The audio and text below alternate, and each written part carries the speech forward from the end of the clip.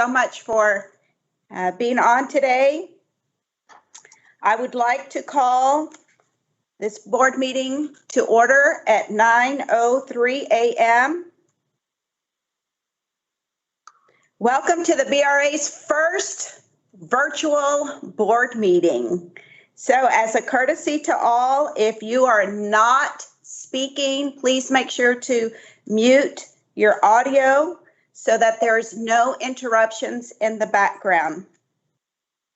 The public notice for this meeting was properly posted as required by law, and the notice was provided to each of our directors.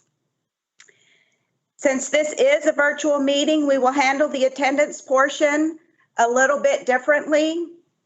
I'm going to have Lisa or Nancy poll the board, and when your name is called, please unmute yourself so that way we know that you are present.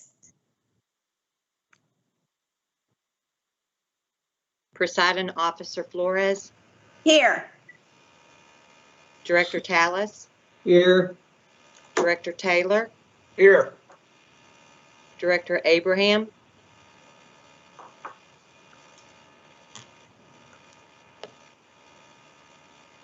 Director Abraham.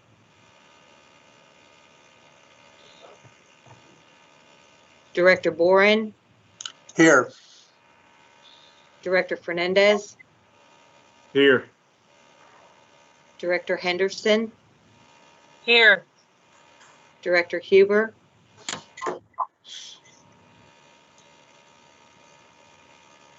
Director Huber.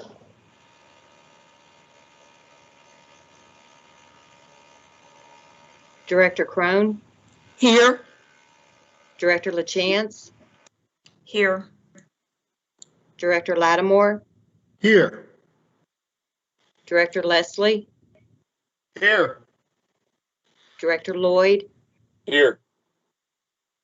Director Luton.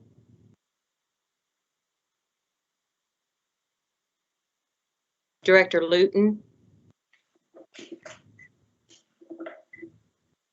Director Rankin. Here. Director Ruiz. Here. Director Sanderson.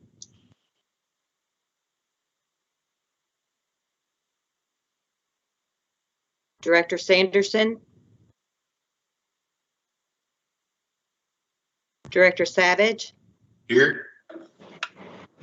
Director Smith. Here. Director Wilson. Here. Director Yancey.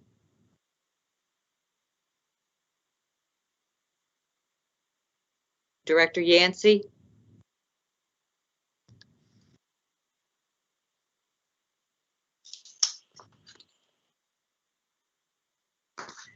Do we have a quorum?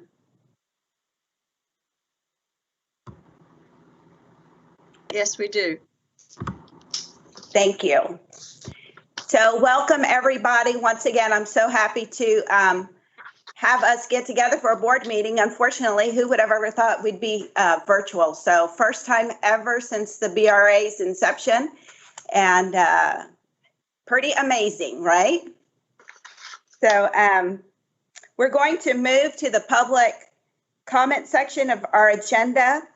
And for those commenting, please note that the board cannot deliberate on any of the items that are not posted on the agenda. At this time, we do not have intention to limit your speaking time.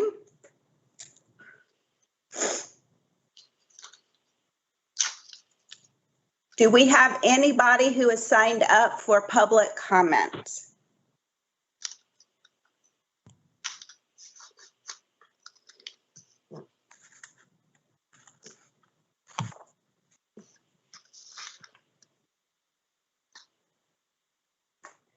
Okay, hearing that no one has signed up, is there anyone in the lobby wishing to speak or make public comment to the board?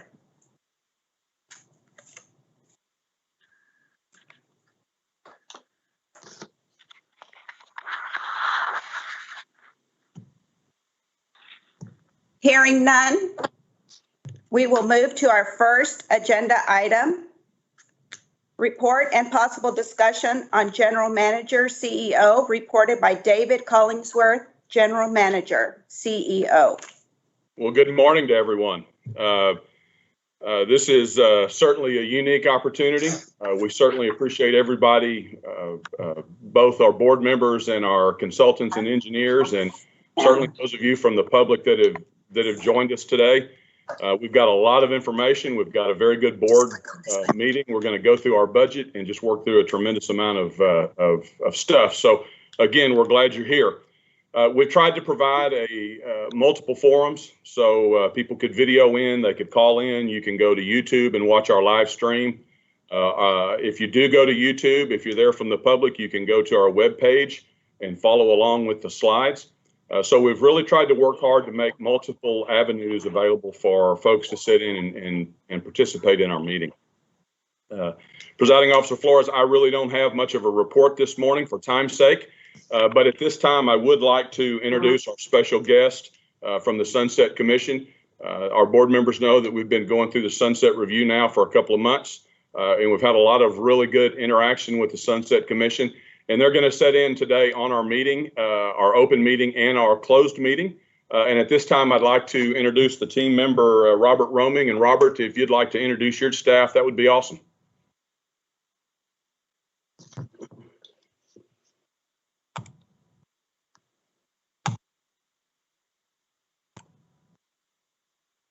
Robert, are you out there? I thought I saw your name. Sorry, I was okay. the first one on mute. I was giving a very eloquent speech on mute. No, thank you very much, David, for the introduction, and thank you, board members, for letting us be here today. We greatly appreciate getting to observe your work and the work of your authority. It has been a couple of months now that we've been in the weeds and getting to know your staff and what they do. As way of introduction, I'm Robert Romig, the project manager from Sunset. On the call as well are my teammates, Alicia Seagraves and Katie Durain, as well as our supervisor, Eric Fajardo. We will be with y'all for another several months as we get to dive in and really understand what you do and how you do it. And the one thing I wanted to say to y'all today was just how cooperative and helpful your staff has been, how open they are, which is not always the case for a Sunset Review. So we really appreciate the time we've been able to spend so far. And hopefully at some point we'll be able to actually come meet you all in person and do some in-person tours and really get to be there. So thank you again for letting us observe today.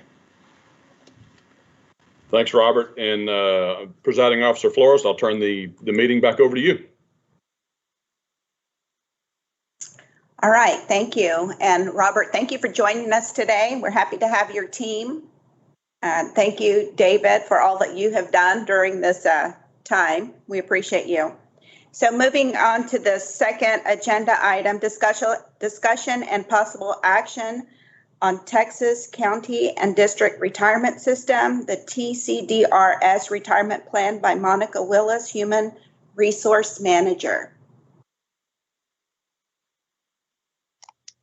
Good morning. Good morning. Can you see my screen? Monica, your slides are up. You're good. Okay, great. Thank you. Each year I present the TCDRS proposed employer contribution rate for the next calendar year, and included with your diligent materials were the summary evaluation report and the plan assessment, both which provide detailed financial data and information about the management of our plan with TCDRS. On the BRA plan demographics slide, you can see our plan information through the end of 2019.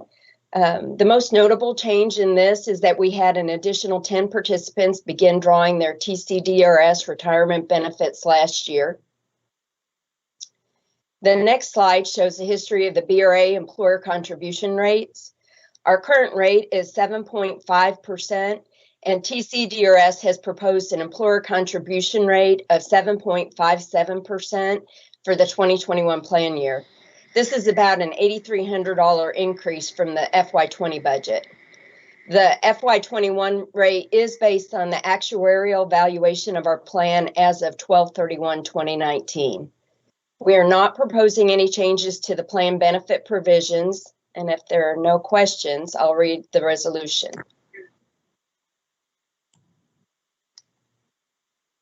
Seeing none. Please read the resolution.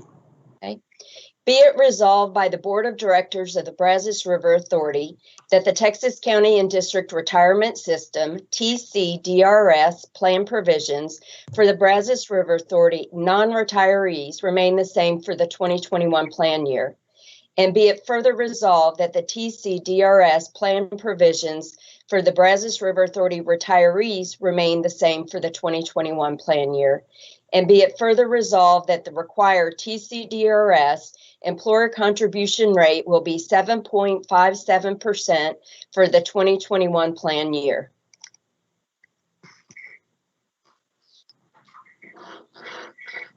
So before we take a vote here, I want to remind everybody that we're a 21-member board. We have a few people out today, but for the most part, we are all here.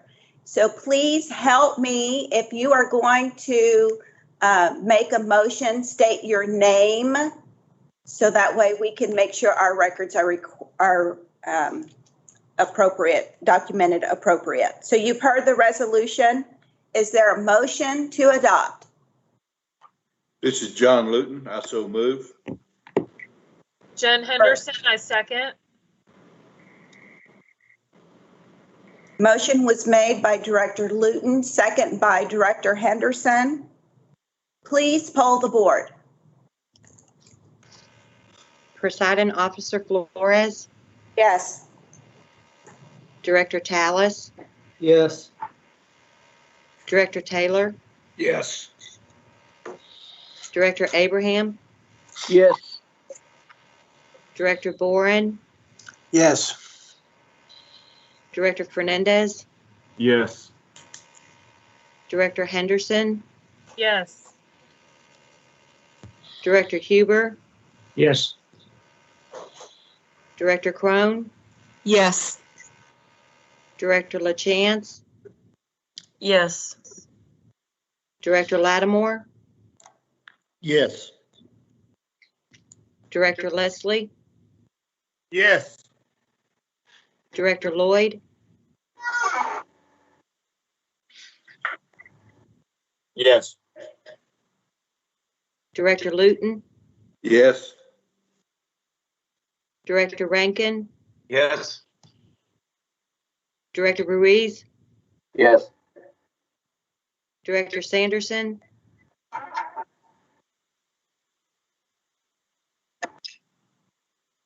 Director Savage, Yes. Director Smith, Yes.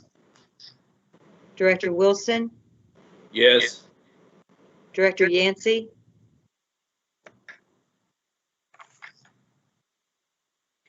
Moving on to agenda item number 3, discussion and possible action on fiscal year 2021 annual operating plan, budget, workshop, and adoption of budget by David Thompson, Chief Financial Officer. Good morning.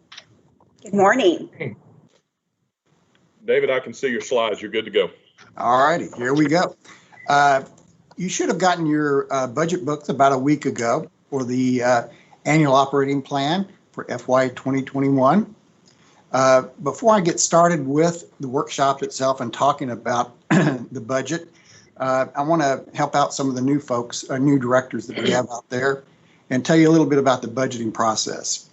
We start our budget back in December, and it takes 7 months for us to prepare the budget, which ends up bringing it to the board in July of 2020. It is a bottoms-up budget. We take great pains in looking at the expenses and looking at historical data to make sure that we get the best data and information going into our FY21 budget. We also look at the projects and the buildup of the projects. So all of this is put together and submitted to you as the budget itself. One of the other things is it is a zero-based budget except for that we have to meet debt subject coverage ratio of 1.3. This is a board requirement as well as covenants in our bonds. So now let's talk a little bit about what happened in FY21. It's a little different than we had in the previous budgets. We came up with the original build up the budget. We then cut the budget about 9%. The reason for doing that is to bring the system rate down to $79 per acre foot, the same as what we had in 2020. And why we did this is because the COVID-19 has stressed our customers' financial budgets themselves. So this was goodwill to help them out this year. We did send out written letters to the customers notifying that the rates did not change from last year. We also asked them if they had any questions related to the budget and or the rate itself, and we received none. So with that, let's talk a little bit about the FY21 budget. The first thing I'm going to do is talk to you a little bit about how we make the rates, and then later on the slides behind this helps shows how the 2021 budget was built. Starting off with, let's look at the operating expenses. In the O&M expenditures for water supply, there you see that it went up 1.5 million. That is because we are replacing 2 very old cranes at Possum Kingdom. Now, these cranes will be discussed by Mike later on in another agenda, but just to let you know that mobile equipment and vehicles are expensed in the rate. Net is the debt subject to coverage. We talked a little bit about that before. This is the East Williamson County Water Treatment Facility near Lake Granger. And we can talk a little bit more about the calculation that comes off of that debt service. The next one is the debt service not subject to coverage. And this is basically the loans that we have with the Corps of Engineers for the 8 core lakes and the water storage for those. It also includes the Allens Creek portion, our portion of 30%, that is basically a Texas Water Development Board state participation loan. Now, in this one, you see the service debt went from 3.7 to 2.2. That 1.4 million is because back in June of 2020, budget being built, which was in June of 2019, at that time, the House bill was passed and signed by the governor for Houston to sell their portion of the Allens Creek 2 BRA. So at that time, we put that into the budget. Since then, because of litigation, we have removed it for the 21 budget. Next is the operating project expenditures. These are projects that do not build out major infrastructures for MBRA, giving you a total of $54 million of expenses. Now let's take a look at the revenues that we have that are not related to system rate. The first is the non-system water contracts that we have with our customers. There are the 2-tier contracts. That is where you get one type of rate for the water used, and then you get another rate, which is about half of the water not used. You also have utility contracts in there too. The other revenues that we have comes from basically Sugar Land, one of the waste water treatment plants that we have, as well as the East Williamson County water treatment plant in Lake Granger. The other ones is probably interest off the investments we make, and then the lake permits, giving you a total of 17.7 million in revenue. Now let's talk about the debt coverage requirement. That is basically going back up to the East Williamson County bonds that we have. You would take 30% times the 2.5, giving you $761,000 of the ratio. That in essence becomes your surplus. So if you take the expenses, back out the revenues, and add back the 761, you end up with what is required by our system rate holders of 37.1 million. You then divide it by the 469,000 of the system rate contract amount that's out there, and you get to the $79. Now, looking back at last year, remember I just talked to you about the fact in June, the House bill was passed and signed by the governor. We'd already mailed out letters to our customers telling them that we'd be using $79 as the rate for FY 2020. We use another tool that we have in the rate making that the board approved is the rate stabilization reserve. There we offset the $1.4 million for the Houston portion of it, giving the system rate down to $79. I'm pausing just if there's any questions. I don't see any hands. So now let's talk about each element that makes up the budget. First is 71.6 million is the revenue that we have. We talked about the 37.1, which is coming from our system rate holders. We also talked about the 17.7 of the other income that we have. Another one is the cost reimbursable revenue. This is the revenue that we get from our customers, that our waste treatment plants, which is the Hutto, Temple Belton, Dozier, and then also Williams and County Regional Rural Water Line. This is where our customers' cost is billed back to them. So it's a net zero impact to BRA. This takes a look at 724,000 acre feet that we have under contract to sell in the FY 2021. As you can see, the 469, which is 65%. And then the next largest two is our two-tier and utility contract, which are some of our oldest contracts that we have. This just gives you a breakdown of the different rates and percentages and how they use. The agricultural is 70% of the $79. Now let's talk about the expenses in FY 2021. We made no provisions for the employees' cost index and merit. We only had net increase of 2 full-time positions, giving us $68.2 million in expenses. Again, the 44.2 is what we used for the system rate holders and the debt service and the operating projects. Now then, the cost reimbursable, we had 16.9 in the previous slide for the revenue and only 14.2 here. As we'll find out when we get into the capital projects, there's another $2.7 million worth of capital projects that will be funded and paid for by our customers. And that's what makes up the 16.9. This is how we plan to spend the money on our water supply system cost of the 44 million. This takes a look at each of the different departments. Again, Possum Kingdom with your 1.5 million. You also had the debt service, which reduction. One of the other largest expenses we have is in the federal reservoirs. That is the Corps of Engineers, O&M expenses. And we had budgeted 7.1 million for that, which is about $15 per acre foot for the 79 out of the $79. This is our portion of the expenses that we, based off the water storage we have in the lake, that we pay to the Corps of Engineers to help maintain the 8 core lakes.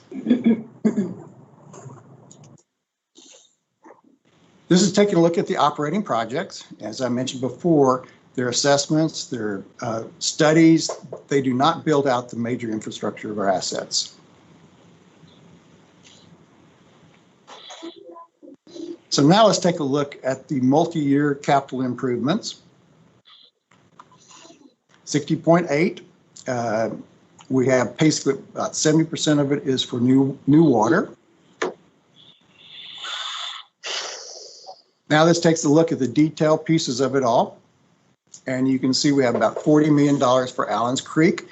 And that's still made up of the $23 million that was in the House bill from June of last year, plus the additional expenses on starting the project itself in 2021.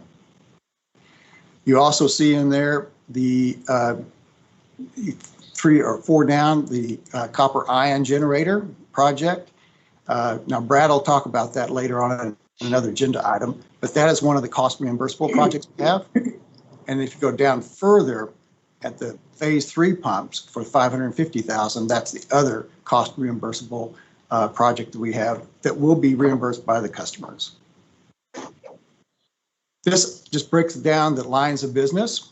As you can see, we're projecting about $100 million beginning reserves. You then take out basically the expenses, the operating projects, you get down to the surplus of 700,000. And then the capital improvements giving you a net $42 million ending reserves. And you can see from the cost reimbursable, they do net out to zero. We do have a 90-day working capital per the board policy, and that's we're running around 4 times the 90-day working capital at the reserve. So now this is another cut, same thing again. I just showed a different cut to show you the 100 million or plus the 800,000 and then the capital projects down to the 42 million. So this is the reserves buckets that were approved and set up in a policy by the board. The rate stabilization fund, which we talked about a little bit to help smooth out the rates, avoiding spikes. Contingency fund is basically for unanticipated O&M expenses that may occur. The working capital we talked about is the 90-day water supply. And then self-insurance is basically a risk insurance for casualty, workman's comp, and other expenses like that. So this just takes a look at the current debts. This is the debt that we're projecting the end of this August, and then the debt for next year. As you can see, there's no increase in debt per se for this. Now, the Williamson County Regional Raw Water Line is on our balance sheet, but it is paid by the customers. And we're going to continue to use the 4% rate for our water contract customers if they're going to be paying it monthly or quarterly. So now let's look at the 5-year financial forecast. Again, the rates were ran from 5 to 6% increase. This is pretty consistent with what we had last year. So there should not be any surprises to our customers. And then the raw water non-system is consistent with the current contract terms. O&M increased by historical 10-year index rolling average. Debt service, we have no existing debt that will be added in the 2021, but we do have new debt coming in 2022 through 25. So now let's just like to look at the detailed financials. You can see the capital projects projected is 58.1 in 2021. We do start borrowing 41 million in 22. That is dependent on how much we spend in 21. So that will depend on how much bond proceeds we have for that. We are using the rate stabilization reserve to help smooth out to get the rates back to where we need to be by 2025. And then at the bottom is the working capital. And you can see we have a pretty strong position in each of the years out. This is a rather busy slide, but it shows you how we look at the debt coverage test, as well as the reserve that are required by the board, making sure that we meet those requirements. And this is basically a summary. So this just gives you the rates that we have and the increases we have. And again, there should be no surprises to our customers for this. Last is just a 10-year look at the rates. And this last slide just shows you how the rate stabilization reserve is used to help keep the rate smooth for our customers to be able to forecast properly. And it's also a self-funding as well as helping to pay for capital projects. So are there any questions? So David, just a quick question. So I know our water rates are not going up for this next year. That has been communicated to our customers. Any comment from our customers regarding the increase for the following year? I think you have it going up 5-point-something%. Right no. There, 5.7%. So from 0 to 5.7. Any comment thus far from our customers? None that I know of, and that's pretty much consistent with what we gave them last year. We gave them an $83 system rate, and it was very quiet. I mean, we had no questions or comments, and they were. I'm not expecting any questions on that. The other rates were basically in line too with what we gave them last year too.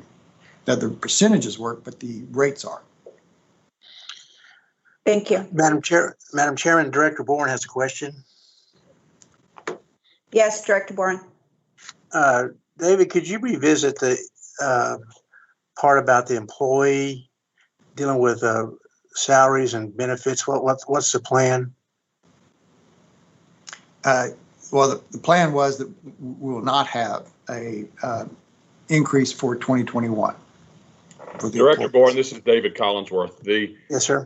The plan is for us to have a little bit better understanding at the end of the summer on the condition of how our customers are doing, and seeing how better understanding through the fall how COVID impacts our customers and the economy. And then probably in a January timeframe, reevaluating our ability to provide our staff with some raises. Okay, I understand that's a wise direction to go. But when do we have insurance renewal? Is that in the end of the year, December or November, somewhere in that period? Benefits. Does the renewal take place toward the end of this year, fiscal year, or is it? Because do we have an idea if the insurance is going to be going up a certain percent on our employees? Yes, sir. This is Monica. We anticipate our insurance not increasing very much. So far, we've had a really good year. We've had pretty good experience for the last several years, and we've not seen much of an increase at all. Last year, I believe it was 0. If not, it was a tiny increase. But we do not estimate that we'll have large increases for this next year. Okay. We also don't anticipate passing, if we have any of those costs, passing those directly on to our employees. Okay. I just want to be sure that we're in a critical scenario of infrastructure. We supply water. You know, it's sort of like public safety. These are critical, and this is not the time to have employee turnover or lose key employees. And so I know that you're handling this in a wise direction, wise manner. I just want to be sure we don't take advantage of any scenario, which I don't think you would, to where we get a spike in the insurance costs, because I certainly don't trust insurance carriers. And then all of a sudden our employees have to pay more out of their pocket. I just want to be sure we keep it balanced as we go through these times, and I like the direction you're headed. Thank you. Well noted. Thank you. Okay, if there's not any other questions, I'd like to read the resolution to adopt the budget. David, can I interrupt you for a minute? Sir. Presiding Officer Flores, I just want to make sure that people aren't totally depending upon the raise hand function to ask questions. Right, because I can't see everybody. So you literally are going to have to state your name and let me know you have a question.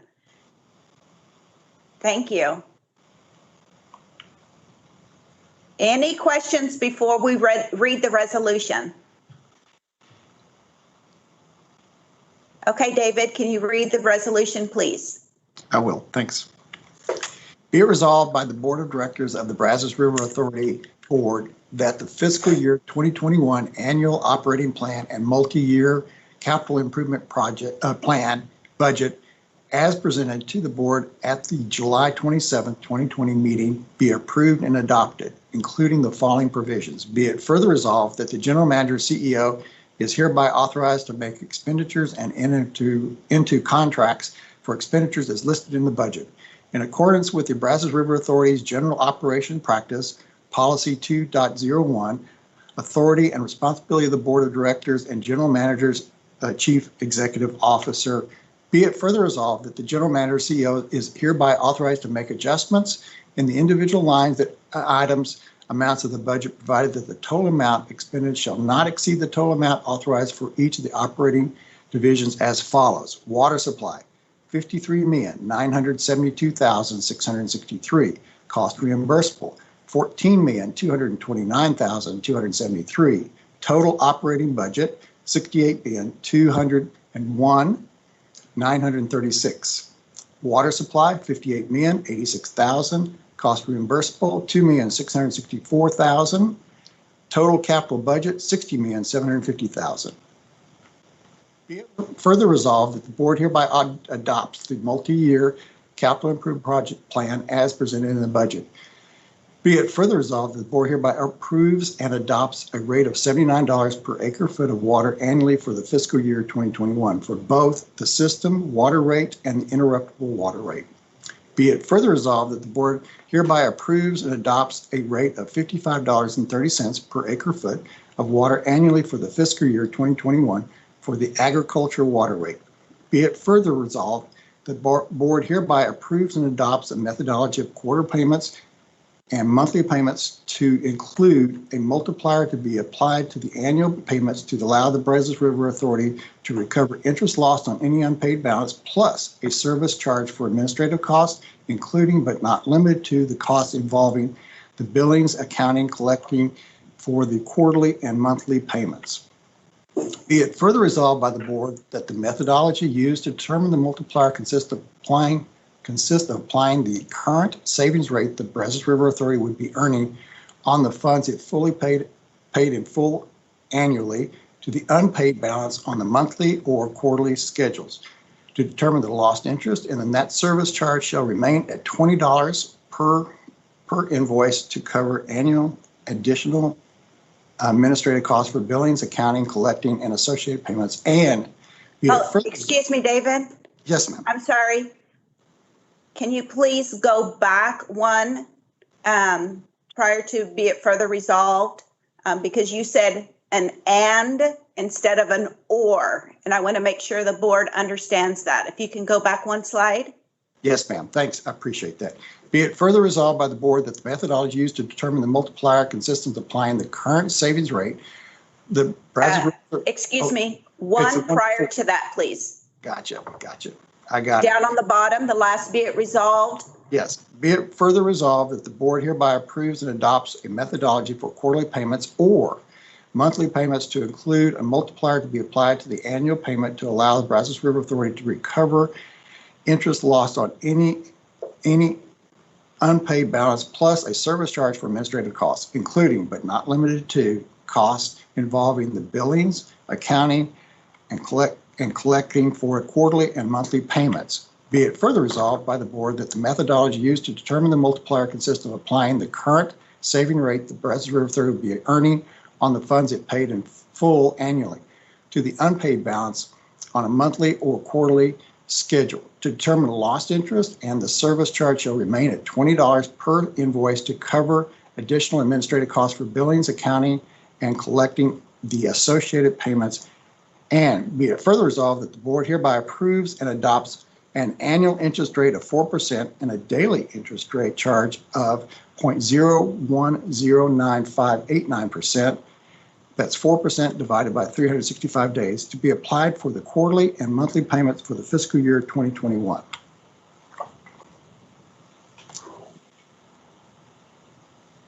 You have heard the resolution. Once again, if you are making a motion to adopt, please state your name. Do I hear a motion to adopt? Director Huber, I so move. A motion made by Director Huber, a second by Director Henderson, second.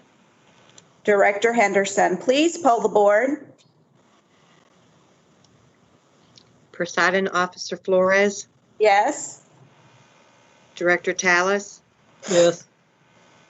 Director Taylor,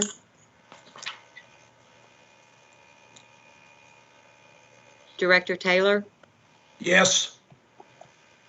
Yes. Director Abraham, Yes. Director Boren, Yes. Director Fernandez, Yes. Director Henderson, Yes. Director Huber, Yes. Director Crone, Yes. Director LaChance, Yes. Director Lattimore, Yes. Director Leslie, Yes.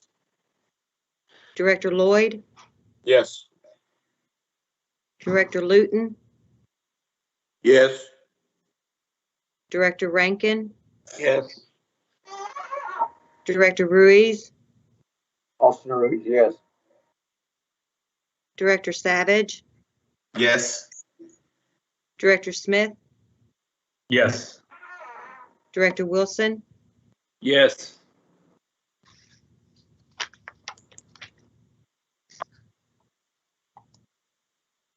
And just to confirm, Director Sanderson and Director Yancey have not joined the call. Is that correct?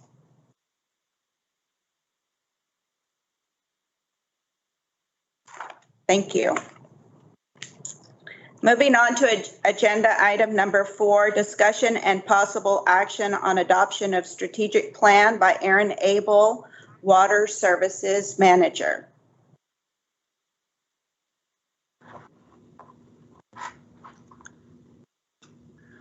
Good morning, Karen. We see your slides, Aaron. All right. Thank you. Good morning, Chair, Board of Directors. The purpose of this item is to present updates and changes to the current strategic plan and ask for the board to adopt the FY 2021 strategic plan for the authority. We do have a resolution to formally adopt the strategic plan at the end of the presentation.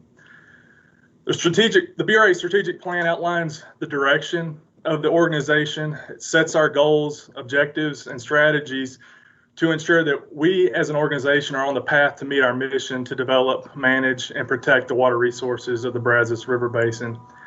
All facets of the day-to-day operations of the BRA can be linked back to the strategic plan, and the plan constantly adjusts our projects and is used as a compass to make sure that we are successful in our mission and goals. Our proposed strategic plan was included in the agenda packet. I will say that the plan is reevaluated and updated each year as part of the budget process. Our current plan for FY 2020 is posted on our website. Now I'll go through the proposed strategic plan for FY 2021 and highlight the updates to the plan, which are represented in red in this presentation. Our mission statement is included in the plan, which reads that the Brazos River Authority exists to develop, manage, and protect the water resources of the Brazos River Basin.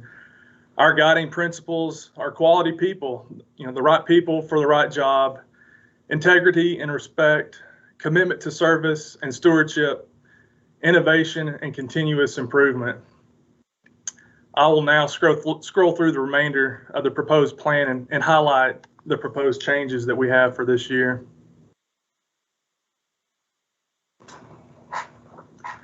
And please stop me if anybody has questions about anything as we go through these.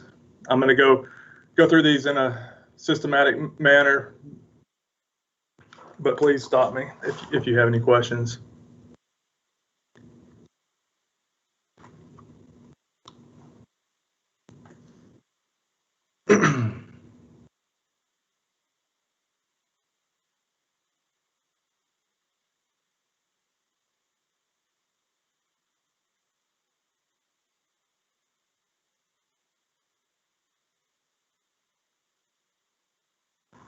This is the first update and change here on page 12.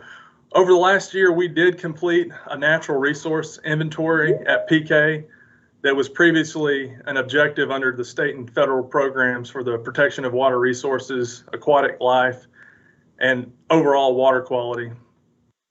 We also added both the Integrated Water Resources Plan and the BRA Properties Master Plan as upcoming projects that could identify conservation, restoration opportunities, and potentially contribute to the preservation of aquatic habitat of sensitive species and or provide mitigation opportunities. We have added the state flood planning process as another strategy that we'll be involved with, similar to the state water planning process. Several bills coming out of the last legislative session formed the state flood planning process that will be led by the Texas Water Development Board. This will be similar to the state water planning process with a bottom-up approach in developing plans to analyze impacts and develop potential strategies to mitigate flood impacts throughout the state.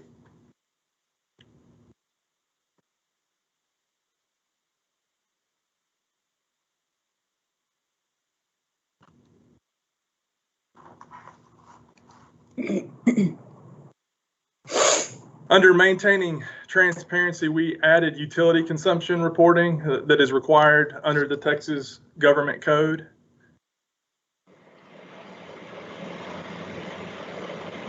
And then we've updated our goals as it relates to our workforce to include these changes here and added additional information in our strategies to recruit and develop talent.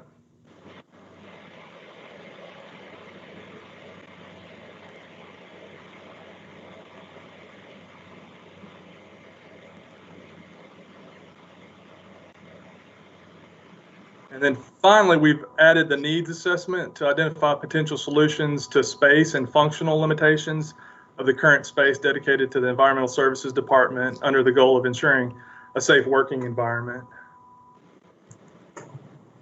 And I think that is the last slide, and I'll entertain any questions if anybody may have before the resolution. Madam Chairman, this is Jeff Tallis. I want to tell Aaron and David that I think this is a great strategic plan. I think y'all have done a great job in the past and continuing to work on it. And I just want to say congratulations, because I think it's a fabulous job. Appreciate it, Director Tallis. Aaron, this is Director Savage. I was just curious if you could give a little bit of an update on the flood planning aspect, which is, all new, and how the two upper and lower basins, and how much participation will we have in that? Yes, I can speak to that question a little bit. So as the Texas Water Development Board started forming, the process, there are going to be two different, what's called regional basins, I guess you would say. The upper part of the basin, which extends from Possum Kingdom upstream, and then a lower Brazos basin, if you will, from essentially upstream of PK all the way down to the Gulf of Mexico. And as the regional water planning process and the state water planning process works, the flood planning process is going to be very similar. They're going to develop regional plans, and that will essentially build towards a state flood plan. And we are, based on the rules, we are required as a river authority to have a representation on both of those regional planning groups, regional flood planning groups. So we are going to have membership on those two regional flood planning groups. And then also we have submitted our nomination to be what's essentially an administrative agent to the lower Brazos Basin regional flood planning group. Right now we are an administrative agent for the Brazos G regional water planning group, and so it's going to be very similar to that process. Other than we're going to be looking at the potential flood planning and mitigation strategies, et cetera, that could help entities all across the basin. So that is something that we've submitted our information to the Texas Water Development Board, and I think what's going to happen over the next couple of months, I still think the Texas Water Development Board is still trying to get some representation, to fill out on both of those plans, or the planning groups. There's all different types of interest groups that they have to have representation on in both of these flood planning groups. And so I think they did extend the nominee period for that process. And I can't recall exactly when that's going to close, but it is going to close in the next probably weeks to months. And then they're going to start forming the actual regional flood planning group membership and start the process. I don't know if anyone else. Yeah, Aaron. To say. Can y'all hear me first of all? Matt, okay, Matt. I hope so. So we started participating in the flood planning process when they were developing their rules, and the main comment that we had when we jumped in on that was they initially were going to create a regional planning group that was made up of the entire Brazos Basin, all one huge regional planning group. And our comment to them on that was that is unrealistic. It's unwieldy. That planning group would be too large, and the flooding issues from the top of our basin to the bottom of our basin are so different that they deal with different types of flooding. So we were successful in getting them to adopt planning groups where they have one for the upper and one for the lower, as Aaron described.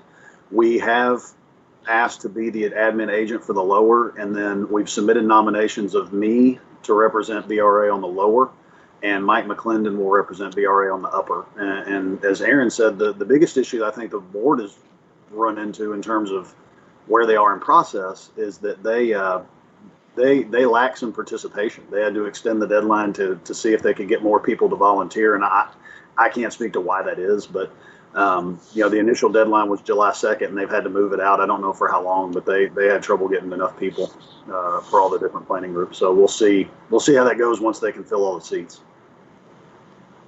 Thank you.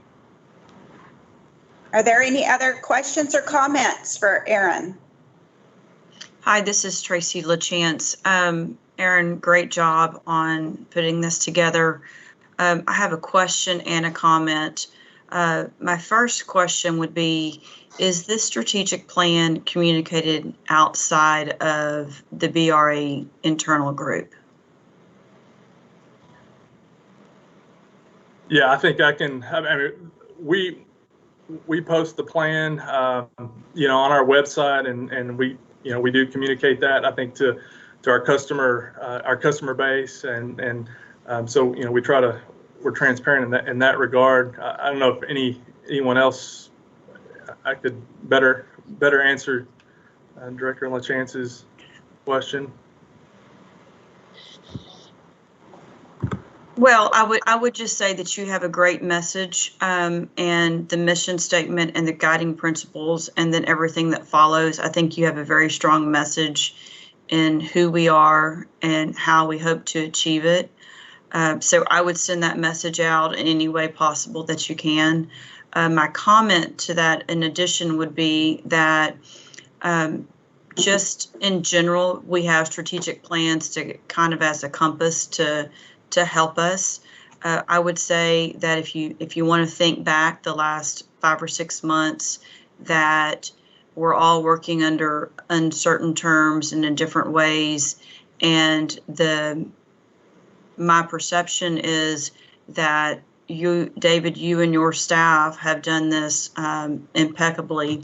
We're still providing all the same services, the commitment to service, our continuous improvement. Your people are all still working. I think that's a very big accomplishment. It's one thing to put a strategic plan on paper. It's a big accomplishment if you can actually enact it in not just normal terms. So congratulations to all of you. Director LaChance, David Collinsworth here. I really appreciate those comments. And during the time of COVID, I think everybody on the call and everybody in our organization and all the people that we're surrounded by had different types of stresses. And I commend the folks of our organization because they rolled up their sleeves, they put our business continuity into action, and did an outstanding job. The strategic plan that's before you runs parallel with our budget process that starts early in the year. So our managers spend a significant amount of time making sure that the direction that the organization is going from a project perspective lines up with where we are in our budget initiative. So we certainly appreciate your comments.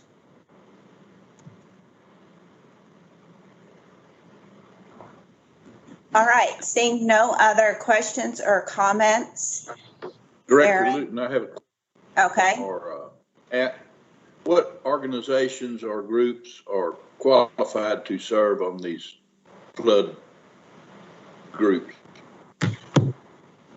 I couldn't tick them off the top of my head, but it's very similar to, and I can send you a list. It's similar to what's in the regional water planning group. So it's cities, it's major water users. I believe that counties may have a place on there. Obviously, river authorities, public interest, environmental interest. So it's similar to what's in the regional water plan. But I'll get you a list. I can send you what's actually in the statute. Well, don't forget to dumb it down because I'm an Aggie. I'll send it to you verbatim out of the statute. You'll get it. Yeah. Thank you. Thank you. Thank you, Matt. Henry. Is there somebody else out there making a comment? Okay, seeing that there are no other comments, Aaron, can you read the resolution, please? Yes, ma'am. Be it resolved by the Board of Directors of the Brazos River Authority that the strategic plan, including the mission statement, guiding principles, goals, objectives, and strategies, be approved and adopted as presented at the July 27, 2020 meeting.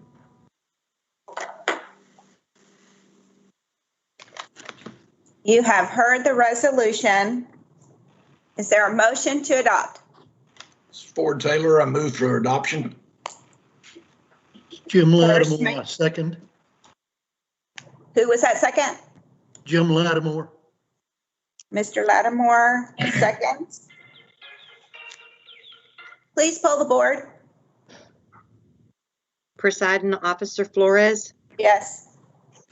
Director Tallis, Yes. Director Taylor, Yes. Director Abraham, Yes. Director Boren, Yes. Director Fernandez, Yes. Director Henderson, Yes. Director Huber, Yes. Director Crone, Yes. Director LaChance, Yes. Director Lattimore, Yes. Director Leslie, Yes. Director Lloyd, Yes.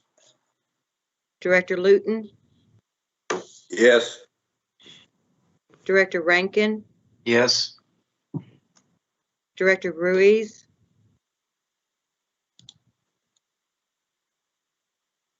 Director Ruiz, Oh, yes. Director Savage, Yes. Director Smith, Yes. Director Wilson, Yes.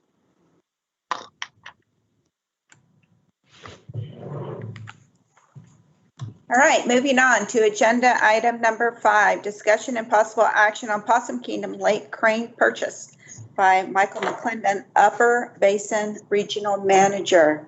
Good morning, Michael. Good morning. Thank you, Presiding Officer Flores, members of the board. Mike, your slides are up. You're good. The Brazos River Authority has 3 cranes that support our maintenance operations at Possum Kingdom. We have a 120-ton crawler crane that was acquired in 2010. That's, if you've been up to PK, that's the big gray crane that's mounted on the barge, and it'll remain to support our spillway gate operations. We also have a 55-year-old 100-ton crawler crane, and then we have a 23-year-old 50-ton rubber tired crane.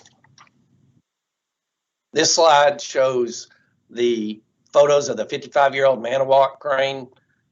There's mechanical issues associated with this crane. It's difficult to locate parts, and it's also difficult to locate knowledgeable repair technicians.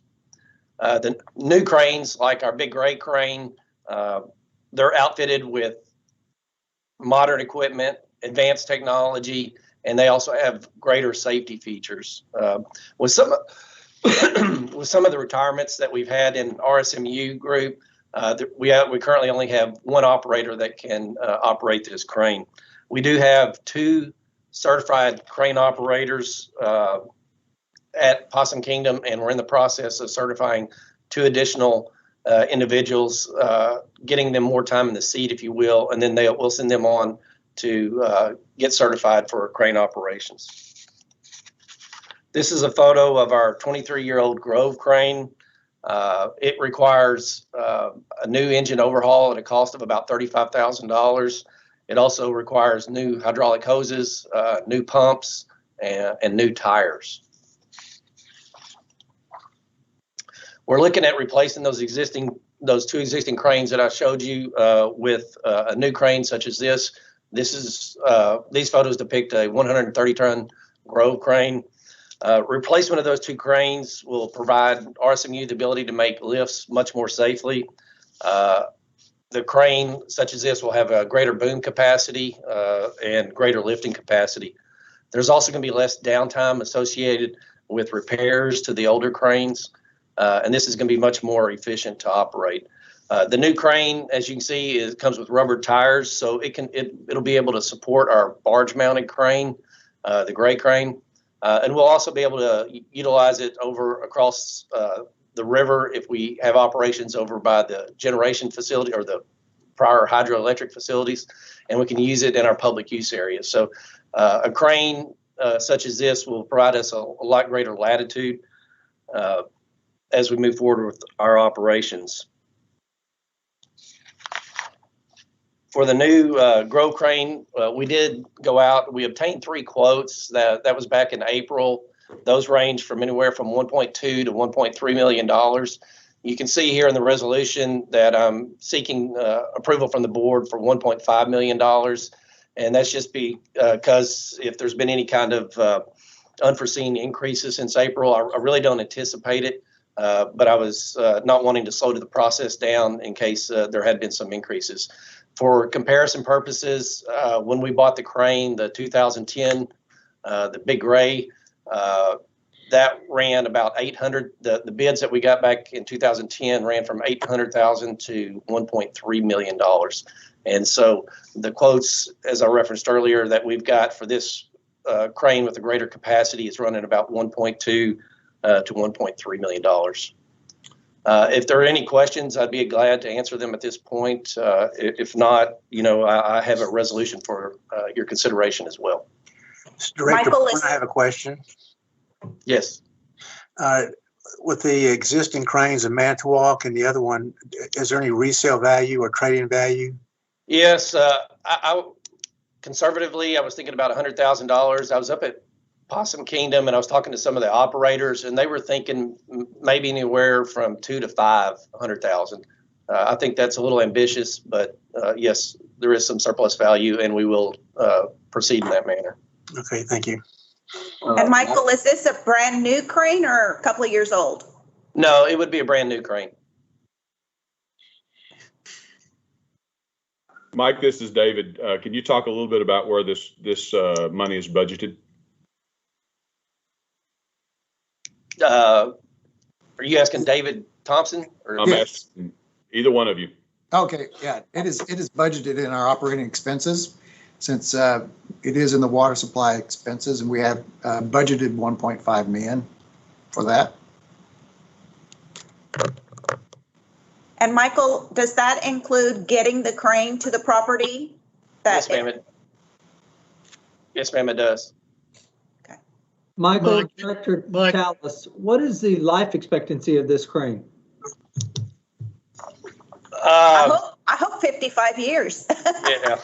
Like the last one. I'm going to guess, at least 20. But as you can see, we've extended our capabilities with some of those cranes beyond that time frame. Mike, this is Jim Lattimore.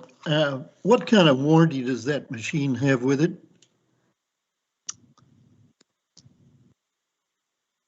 I don't know the answer off the top of my head. I can get that information for you. I don't have that exactly at this point. Okay. I'd like to know what the warranty terms are. Sure. Well, we haven't. Go ahead. Go ahead. Well, I was going to say we haven't gone out for formal bid process at this juncture, so we can include if there's something that you're looking for specifically, we can include that in that process, Director Lattimore. Well, the reason I asked that question is more so when you get a new machine, there are all kinds of bugs that show up in it. And I just want to be sure that the Grove people are going to stand behind it. Once you get through that initial period, you're operating and everything's good. But just during the initial period, I don't believe in extended warranties, but it is important that you have that warranty, that initial warranty period. Correct. And then Michael, I would expect that your teams on site have a checklist, a maintenance checklist for all of the equipment Yes, in ma'am. regards to the longevity. Yes, ma'am. Yes, that's something that we've talked about, and I think we've mentioned to the board a couple of times about moving forward with our risk and asset management process, and so that's something that we've become a lot more aggressive with, for sure. Okay. Well, I really like the idea of training, getting more operators and people with that certification. I think that will benefit us in the long run. Agreed. Are there any other questions or comments for Michael before he reads the resolution? This is Director Savage. I had one more because I think it's important. What are the safety benefits that we're going to see, with the newer equipment? Because that's got to be pretty big, when you consider how much safety culture has changed in 55 years. And I think that's something that we ought to highlight. No, that's extremely important to us. The 55-year-old Manawatt crane, and I can't explain this in detail, but it uses a brake system, and it's kind of a lever approach. And if you're not very skilled in that, you can lose the hook, and it can become dangerous. The new systems are extremely safe, or much more safe to operate, and that's one of the reasons why we're looking at upgrading to a new crane. But yes, the newer crane systems have much more advanced technology, and their systems are a lot safer.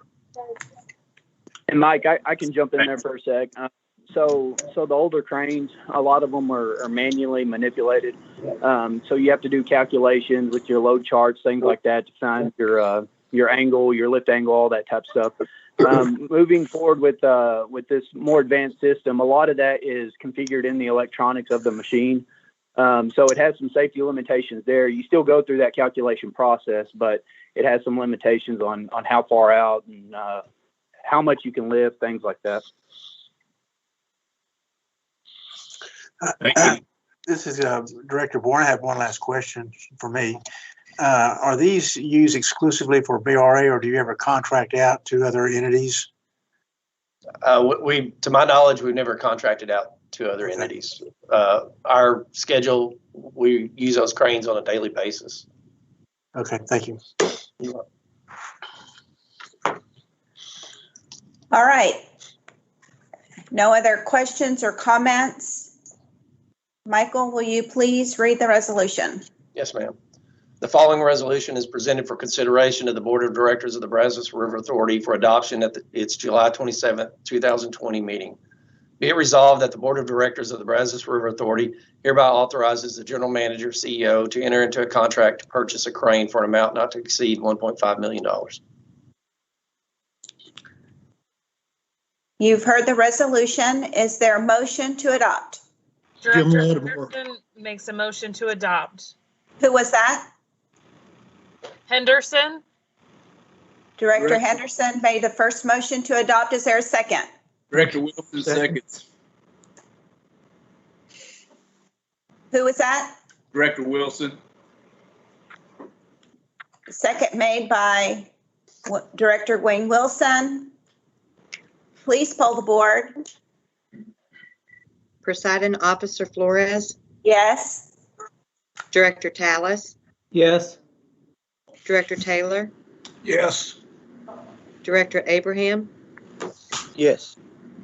Director Boren, Yes. Director Fernandez, Yes. Director Henderson, Yes. Director Huber, Yes. Director Crone, Yes. Director LaChance, Yes. Director Lattimore, Yes. Director Leslie, Yes. Director Lloyd, Yes. Director Luton, Yes. Director Rankin, Yes. Director Ruiz, Director Ruiz, Yes. Director Sanderson, Yes. Director Savage, Yes. Director Smith, Yes. Director Wilson, Yes. Director Yancey.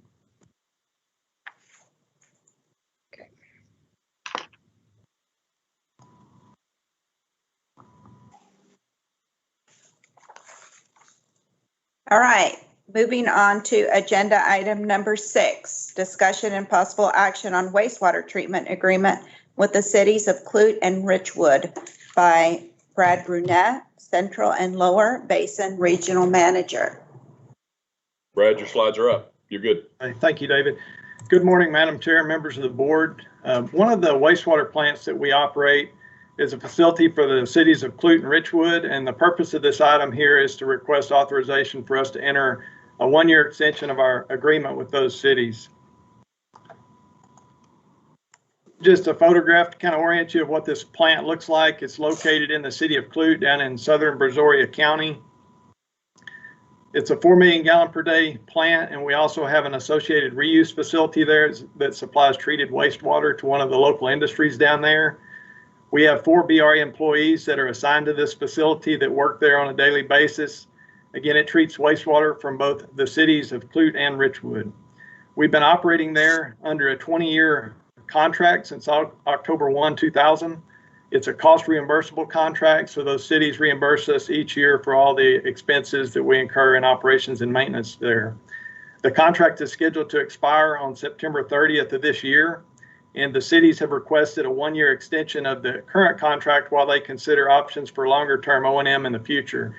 The cities are very happy with our performance there. I don't think that they're displeased with anything. They're just at this point doing their due diligence. You know, they've been in a contract with us for 20 years, and I think that they feel that they owe it to their constituents to look and see what other options are there. And so they may end up doing some type of request for qualifications process later on this year for operations beyond the end of fiscal year 2021. And it's not something that's unusual. Many of our other wastewater customers have done similar things in the past.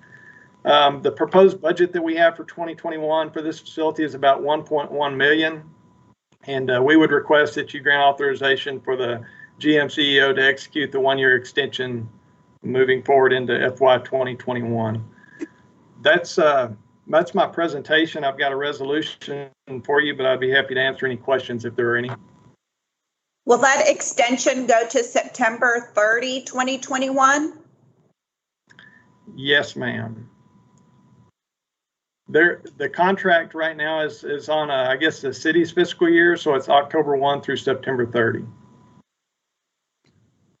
Brad, this is Director Fernandez. I understand this is a cost reimbursable contract, but has there been any study or research into how this might negatively impact our budget if they decide to move in a different direction? We haven't done any detailed study. We have looked at that possibility. The impact to us would be pretty minimal. I mean, we've got 4 employees there that we're very, concerned about and would want to make sure that we do everything we can to find a place for them or to transition them. But again, we're looking at September of 2021. And again, the cities haven't given us any indication of the fact that they're going to go in a different direction. But obviously, it's a possibility. And so we have started looking at budget impacts that we could occur in 2022 if that were the case.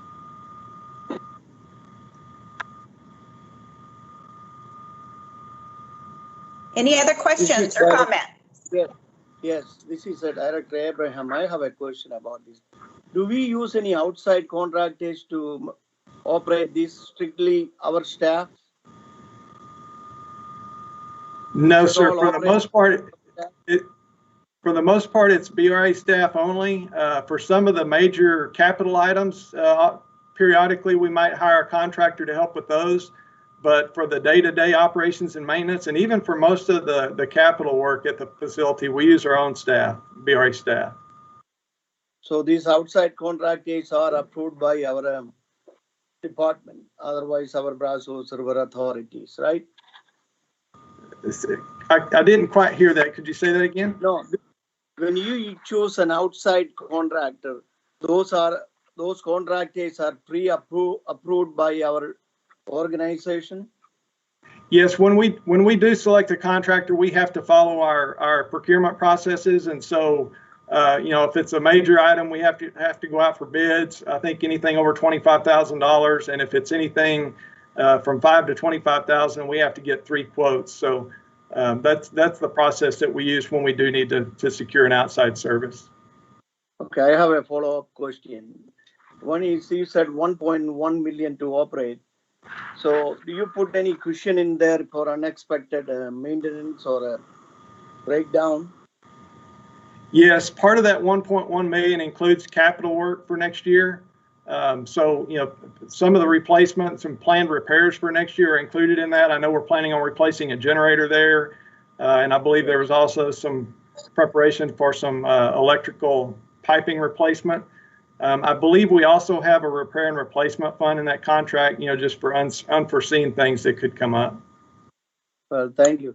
Appreciate that. Brad, Director Rick Huber. Good morning. Yeah, good morning.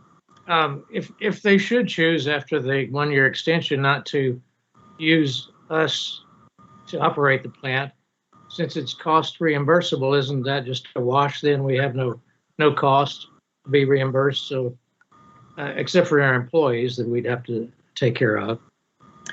Yeah, that's for the most part. And again, I think the impact would be minimal.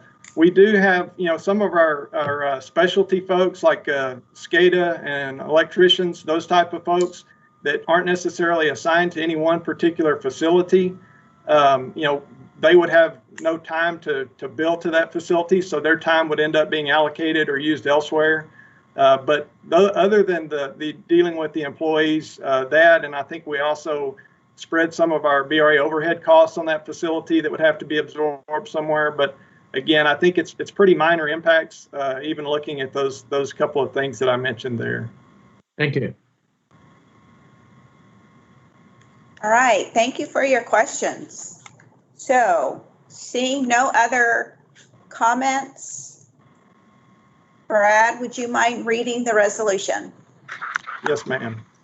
Whereas the Brazos River Authority has operated and maintained the Clute-Richwood Regional Sewerage System under a 20-year cost reimbursable agreement with the cities of Clute and Richwood that commenced on October 1, 2000, and which will expire on September 30, 2020. And whereas the cities have requested a 1-year extension of the existing agreement to begin on October 1, 2020, and to expire on September 30, 2021. Now, therefore, be it resolved that the Board of Directors of the Brazos River Authority hereby authorizes the General Manager/CEO to execute a 1-year extension of the Clute-Richwood Regional Sewerage System Agreement to begin on October 1, 2020, and to expire on September 30, 2021. You've heard the reading of the resolution. Is there a motion to adopt? Judy Crone. I love it. I didn't get anybody. Rick Huber.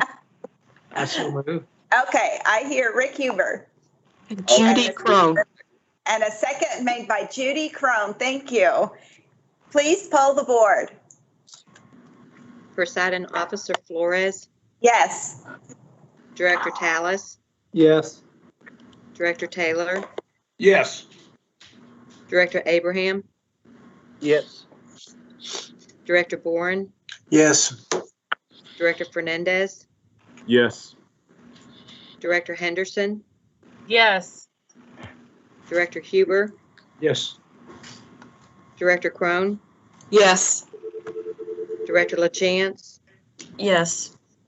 Director Lattimore, Yeah, yes. Director Leslie, Yes. Director Lloyd, Yes. Director Luton, Yes. Director Rankin, Yes. Director Ruiz, Yes. Director Sanderson, Yes. Director Savage, Yes. Director Smith, Yes. Director Wilson, Yes.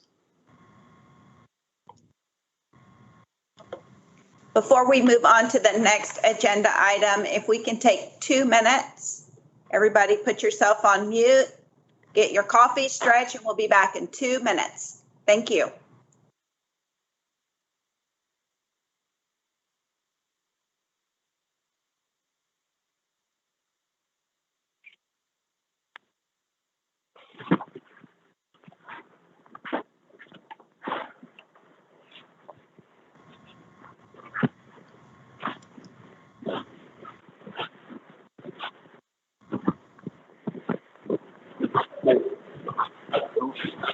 Oh, sorry.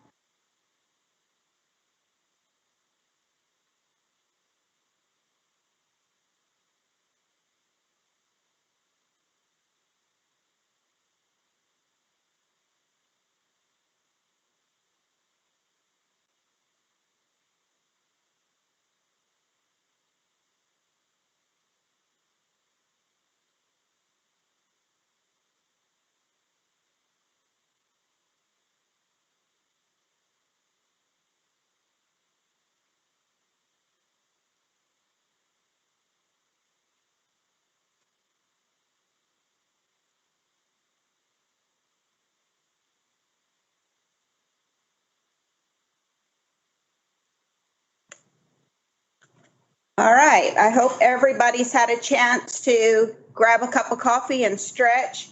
Lisa, can I have you call roll and make sure everybody's back on the call? yes, ma'am. Presiding Officer Flores, Yes.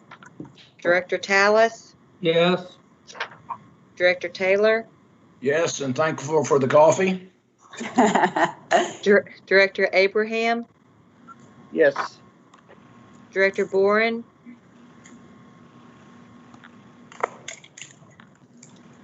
Director Fernandez, Yes. Director Henderson, Present. Director Huber, Yes. Thanks for the break, Cynthia. Director Crone, Yes, thank you. Director LaChance, Yes. Director Lattimore, Here. Director Leslie, Here. Director Lloyd, Yes. Director Luton, Director Rankin, Here. Director Ruiz, Yes.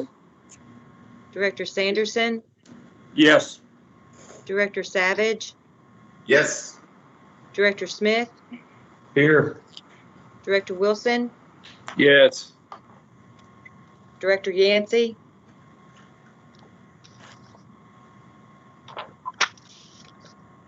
Director Boren, have you jumped back on? John Henry Luton, have you jumped back on? Yes, ma'am. Awesome. Thank you. All right, so we are going to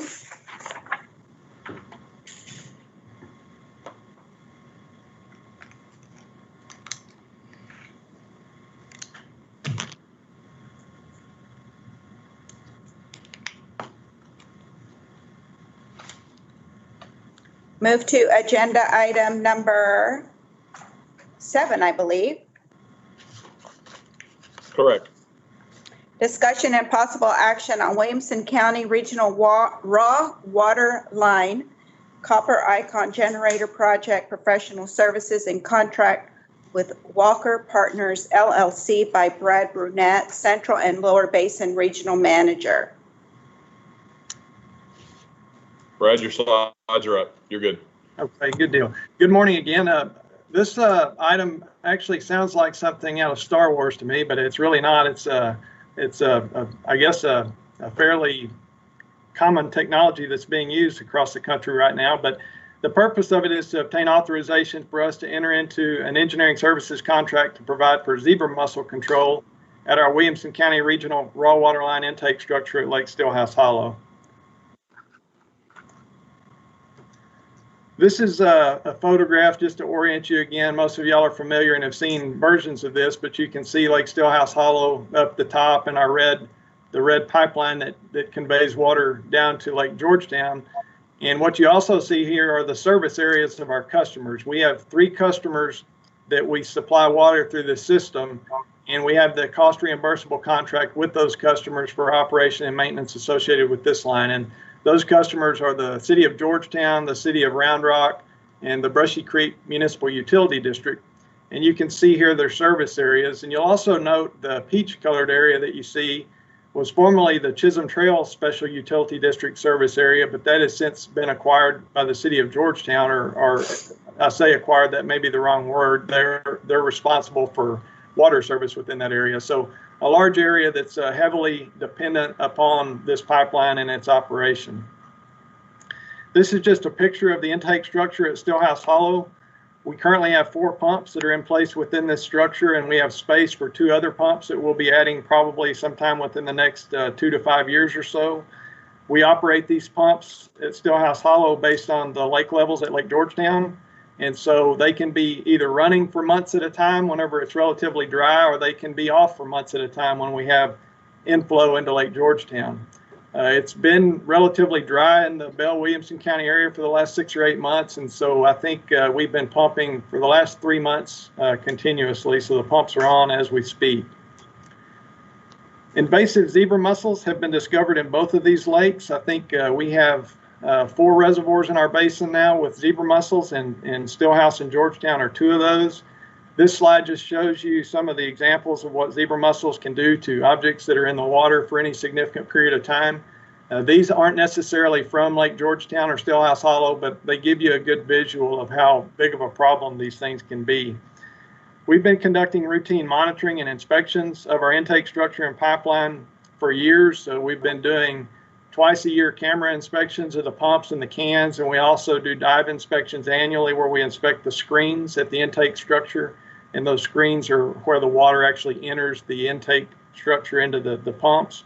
So far, we haven't really found significant problems like what you see in these photographs here with any components of our system, but we actually have found the mussels attached to the cans, the pump cans where the water comes into the system.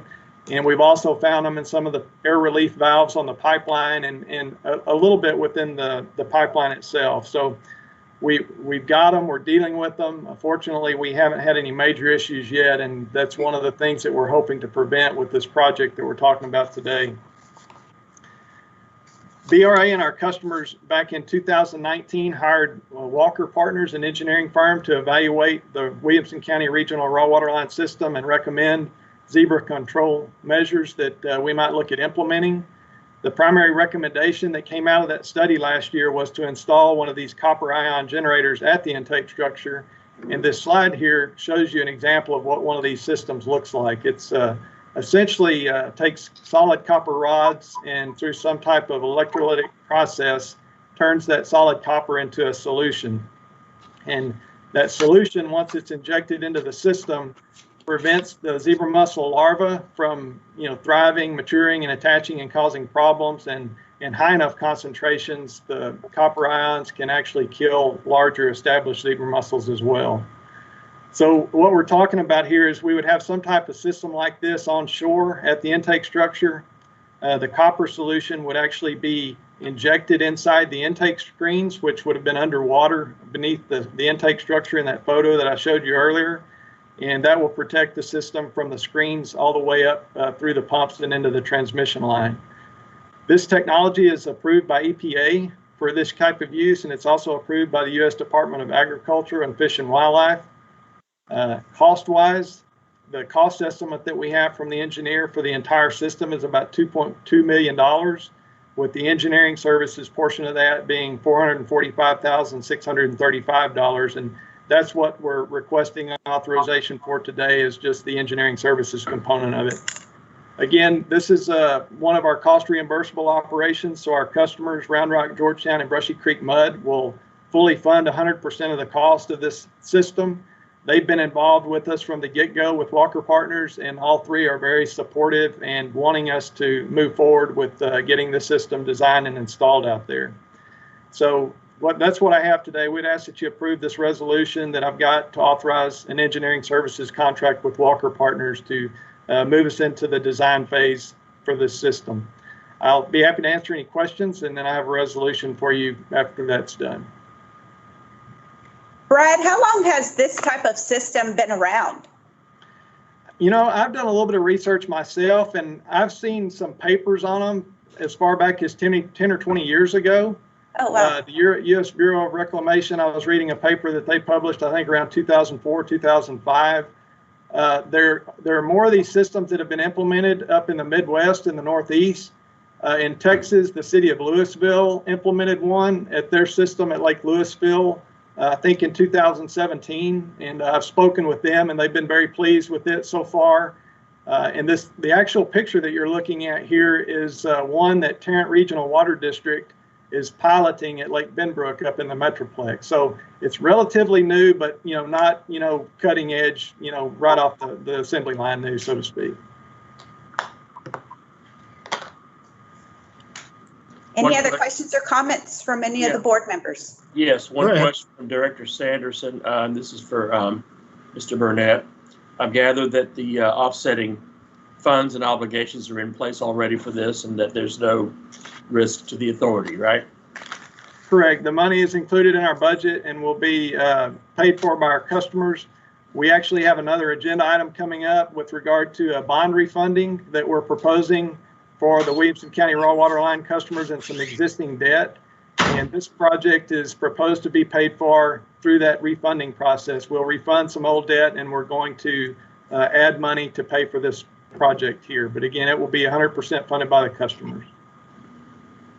Director Ruiz, for either David Thompson or somebody, or Matt Phillips, have a question. Hello?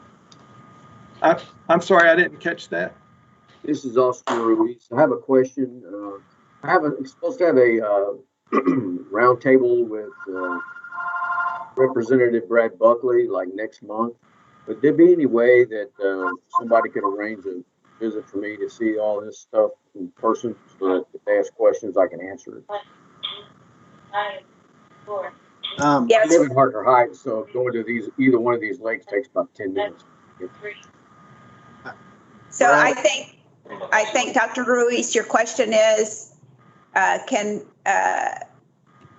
our rep from that area come and visit one of the sites? Is that what you're saying? Your question? Yeah, I'm asking. Yes, we can make that. We can arrange that. Okay. Yeah, supposed to have a round table, and I think Matt Phillips is involved in that too. Yeah, David will be on that one. It's on August 4th. But yes, in the meantime, if we can get something set up subject to COVID and all the safety steps that need to be taken for that, we'll get with you on that. Okay, great. Thank you. Director Ford Taylor, did you have a question or comment?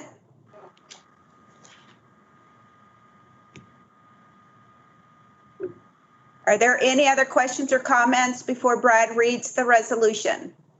From Judy Crone, please. Yes, Judy. A question for Brad. If this system works well in this situation, is it something that we would consider down the road or discuss to have down the road in any place else where the mussels are a problem? Yeah, absolutely. If we're successful here, which I think we will be, and we have another applicable application for it at some point in the future, most definitely we'll have already had some history with it, and would definitely look at using it elsewhere where we could take advantage of any benefits that we get here. Okay, thank you. Any other questions or comments? Yeah, Director Huber, Brad, just out of curiosity, what were the other two lakes besides Georgetown and Stillhouse Hollow that have zebra mussels? Lake Belton and Lake Granger. Great, thanks. And Lake Belton is kind of similar to Stillhouse Hollow. Lake Granger, they've only fairly recently been discovered there, and it's a little different type of reservoir. It's not as rocky and deep, and so we're hopeful that they're not going to be as big of a problem in Granger as they are Belton, Stillhouse, and Georgetown, but they're definitely alive and thriving in Belton, Stillhouse, and Georgetown.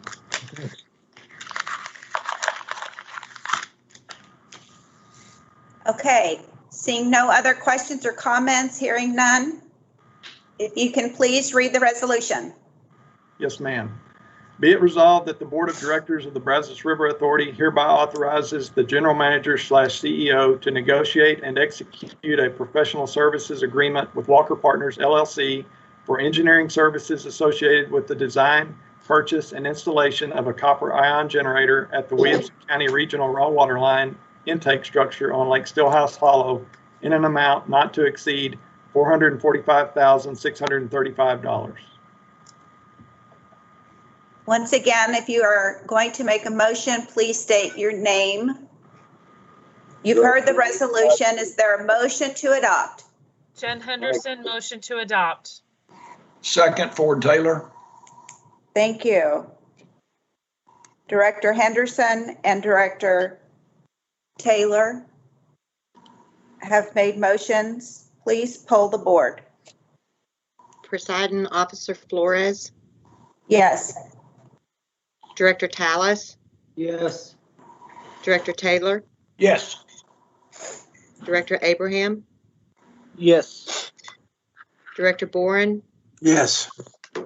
Director Fernandez, Yes. Director Henderson, Yes. Director Huber, Yes. Director Crone, Yes. Director LaChance, Yes. Director Lattimore, Yes. Director Leslie, Yes. Director Lloyd, Yes. Director Luton, Yes. Director Rankin, Yes. Director Ruiz, Yes. Director Sanderson, Yes.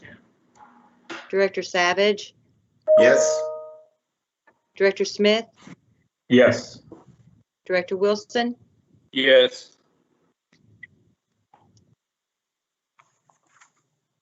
Agenda item number 8, discussion and possible action on Williamson County Water Resource Evaluation Memorandum of Understanding by John King, Special Projects and Strategic Incentives Manager.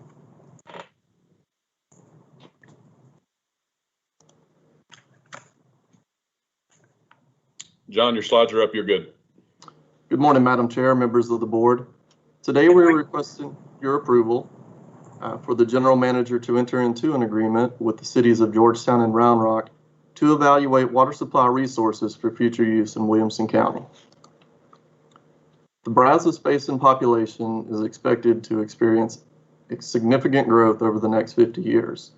The basin population will almost double according to projections used in the 2017 State Water Plan, taking us from around 4.5 to 8.6 million people at the end of that period. As you can see from the graphic, Williamson County will be one of those counties at the forefront of this anticipated growth. Taking a closer look at Williamson County, we see that population growth equates to around 170,000 people per decade, culminating in around a 1.6 million increase at the end of the period. Of course, with this significant increase in growth will come additional demand for municipal water supply. In our recent discussions with the cities of Georgetown and Round Rock, we've identified an opportunity to work together in an effort to identify, evaluate, and plan to meet the coming needs for municipal water supply in the region. The two counties have requested that the BRA coordinate and lead that project. So to facilitate that effort for your approval today, we have the Memorandum of Understanding. And this will be the agreement that provides the framework for the participants to jointly pursue the water resource evaluation project. As part of this agreement, we will work together to define the long-term needs in Williamson County, identify potential developable sources of water, and determine which of those projects would be viable solutions to meet those coming needs. These efforts would help steer our capital project planning process by allowing us to focus on vetted and feasible development strategies. Initially, we will work on evaluating groundwater marketing proposals that have been received by the participants, and we will have those checked to ensure that they accurately reflect what the water resource can do in terms of meeting those needs. Subsequent phases of the project will be defined as it progresses, and it will include looking at other supply options, or if warranted, taking a deeper look at some of these initial evaluations of the groundwater sources. The agreement outlines a provision for cost sharing if needed in future phases, and those details would be addressed in subsequent interlocal agreements, and we would bring those back to the board for your approval at that time. So again, today we're asking that you approve this agreement to allow us to begin work. The other parties have already taken this to their respective boards and received approval as well. Are there any questions on the agreement?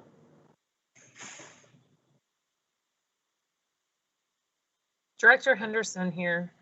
I don't have any questions, but I think that this is something that is great for us to be looking at and something that's much needed from this area. So I appreciate this. Thank you. Any other questions or comments? All right, please read the resolution. Thank you. Be it resolved that the Board of Directors of the Brazos River Authority authorize the General Manager CEO to enter into a memorandum of understanding with the cities of Georgetown and Round Rock to jointly pursue a water resource evaluation project to identify future water supply resources for Williamson County. You've heard the rest. Motion to approve. Who was that? Director Savage. Director Savage made a motion to approve, and there was a second made by Director Ruiz. Dr. Ruiz. Please poll the board. Presiding Officer Flores, Yes. Director Tallis, Yes. Director Taylor, Director Abraham,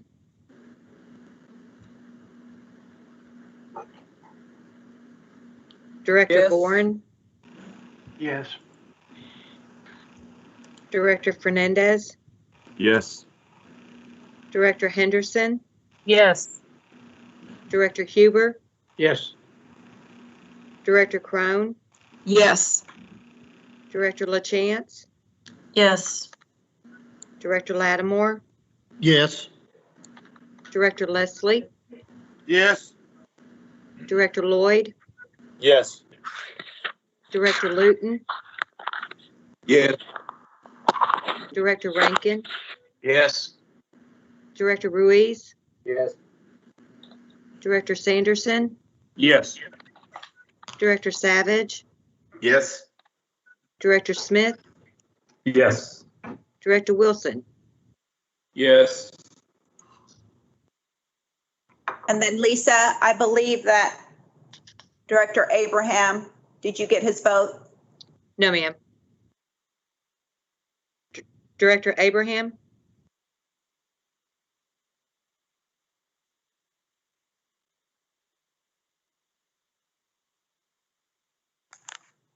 Okay, moving on to agenda item number 9, discussion and possible action on fiscal year 2020 budget amendment by David Thompson, Chief Financial Officer.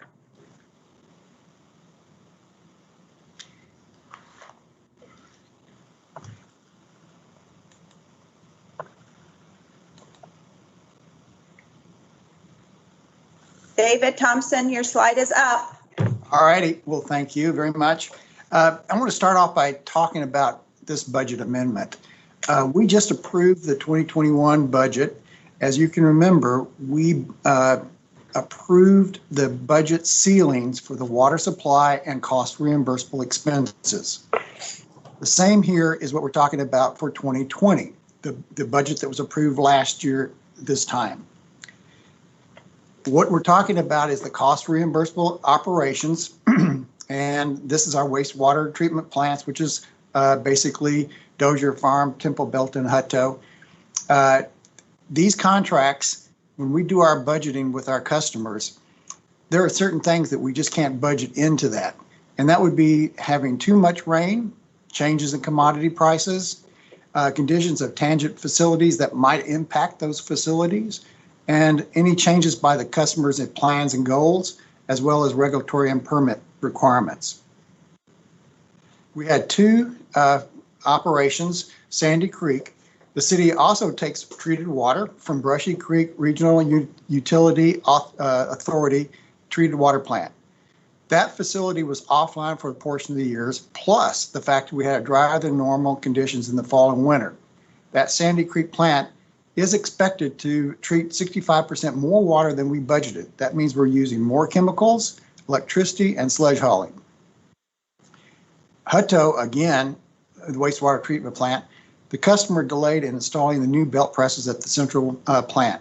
That causes also higher sludge handling cost. Both of these are additional costs above the budget that we were not expecting. Again, I wanted to show that this is cost reimbursable. So the Hutto is about $120,000 expected to go over budget. Sandy Creek's about $700,000, and then that's a total of $820,000 that the customers will be charged back for. So what we're trying to do in this resolution is to raise that 2020 operating budget for cost reimbursables by $820,000. So if there are not any questions.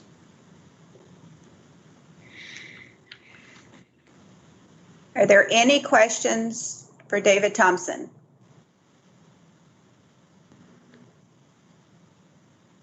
All right, I don't hear or see any hands. So David, can you please read the resolution? Yes, ma'am. Be it resolved that the Board of Directors, Brazos River Authority, hereby authorizes and approves amendments to the fiscal year 2020 cost reimbursable operating budget as follows. Increasing the cost reimbursable FY 2020 operating budget by $820,000 from its current level of $12 $692,872 to $13,512,872. Director Sanderson moves to approve. Director Crum seconds it. Who second? Director Crum. Thank you. So a motion was made by Director Sanderson and a second by Director Crone. Please poll the board. Presiding Officer Flores, Yes. Director Tallis, Yes. Director Taylor, Yes. Director Abraham, Yes. Director Boren, Yes. Director Fernandez, Yes. Director Henderson, Yes. Director Huber, Yes. Director Crone, Yes. Director LaChance, Yes. Director Lattimore, Yes. Director Leslie, Yes. Director Lloyd, Yes. Director Luton, Yes.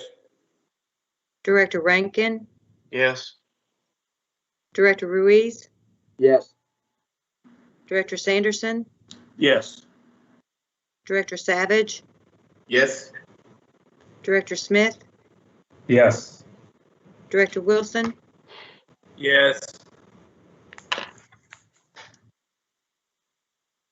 Agenda item number 10, discussion and possible action on resolution authorizing an issuance, sale, and delivery of Brazos River Authority contract revenue refunding and improvement bonds, Series 2020, Williamson County Regional Raw Water Line Project, and approving and authorizing instruments and procedures relating thereto by David Thompson, Chief Financial Officer.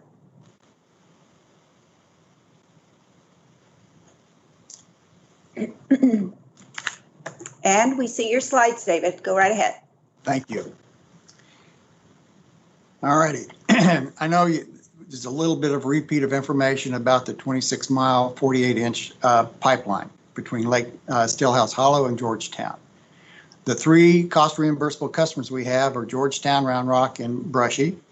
And you can see Georgetown has the largest share of the debt repayment as well as the debt service. Last year, we did do a refunding for the 2019 budgets, and now we're doing it for the 2011 that's coming up for refund capabilities. Again, here's just the picture of the pipeline itself.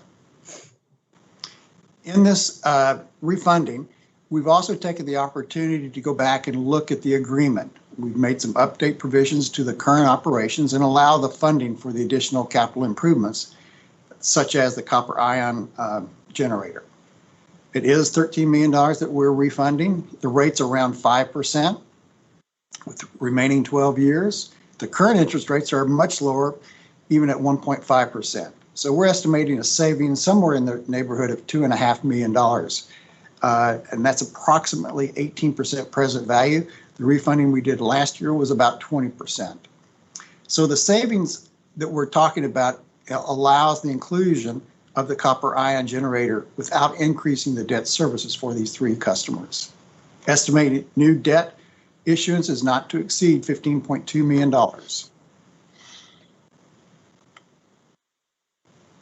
If there's any questions, I can read the short resolution. Yes, Director Bourne, are these revenue bonds, or are they similar to GOs or COs? The revenue bonds? Revenue bonds, okay. So you have a higher rate of interest, even though the rates are very low today.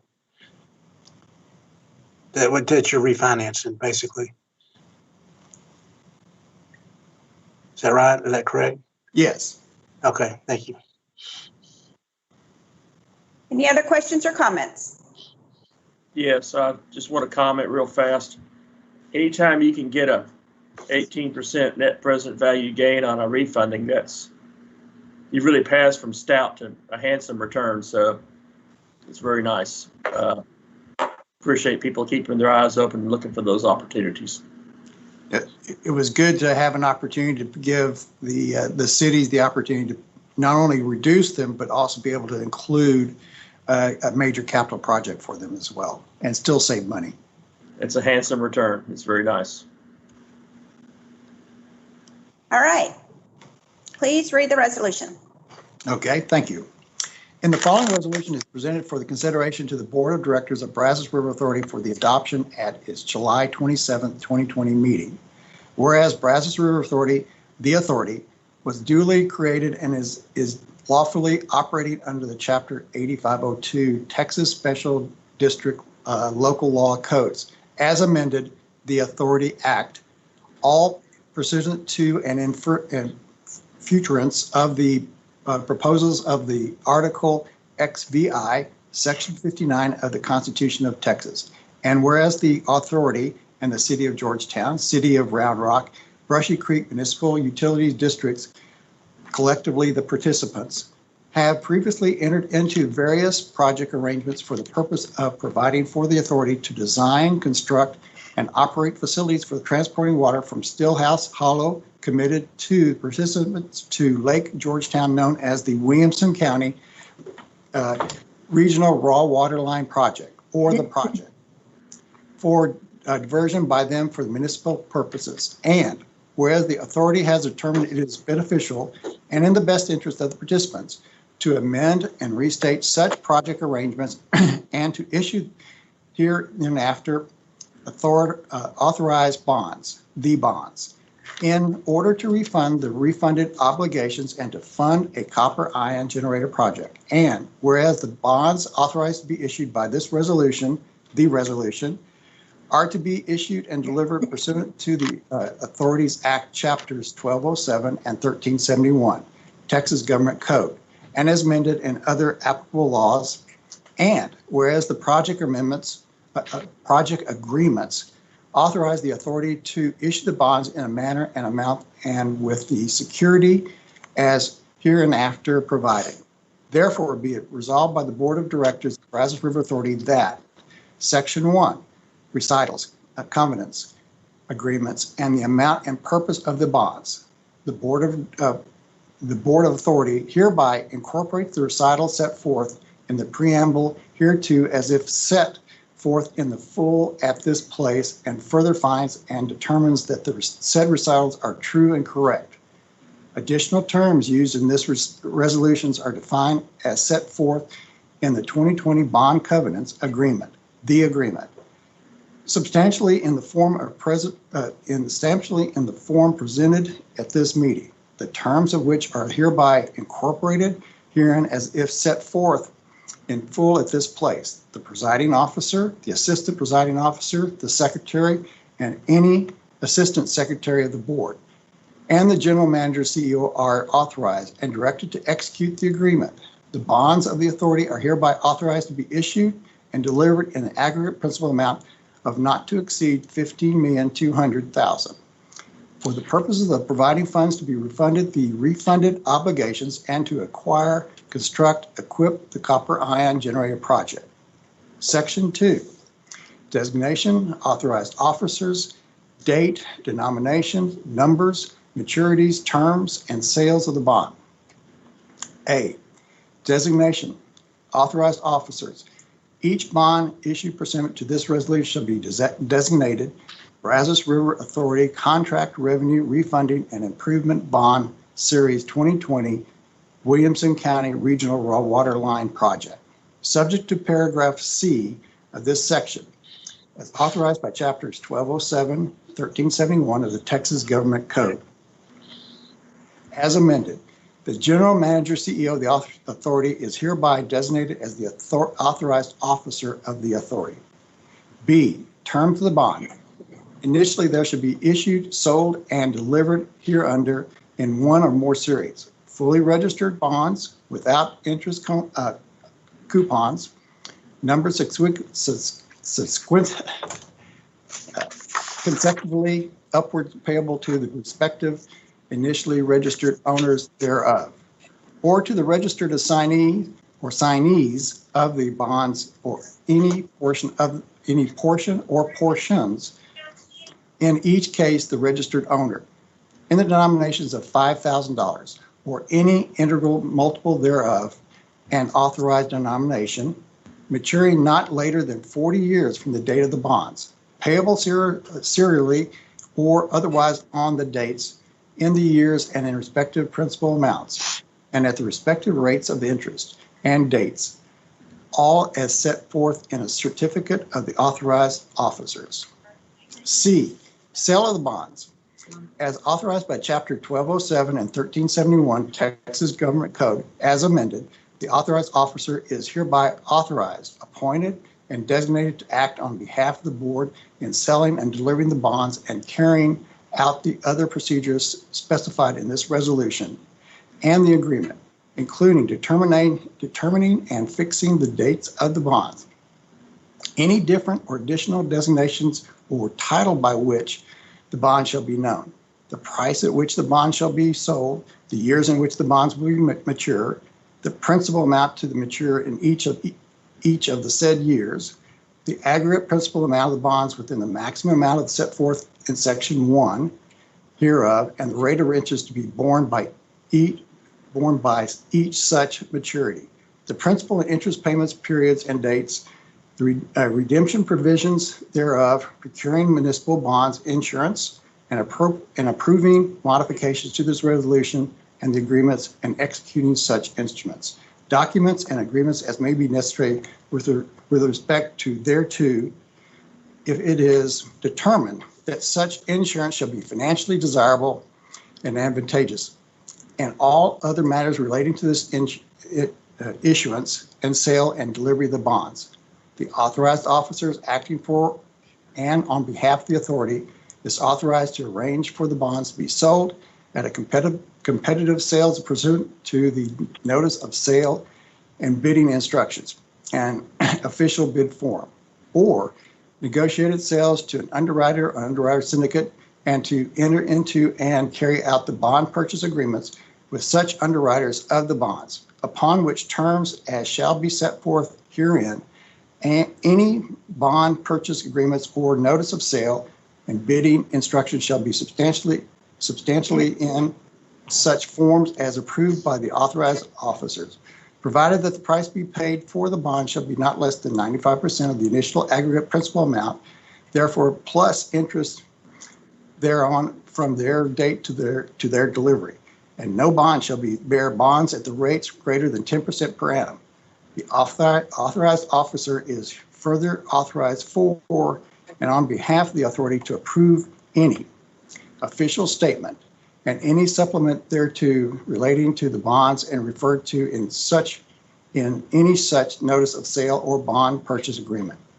It is further provided, however, that notwithstanding the foregoing provisions, the bonds shall not be delivered unless prior to their delivery the bonds have been rated by nationally recognized rating agencies for the municipal long-term obligation, as required by set Chapter 1371 of the Texas Government Code as amended. D, terms. In establishing the aggregate principal of the bonds, the authorized officer shall establish an amount within the amount authorized in the Section 1 hereof, which amount shall be sufficient to provide inter alia for I, the funding of the reserve fund if necessary as may be required by 2020 bond covenant agreement.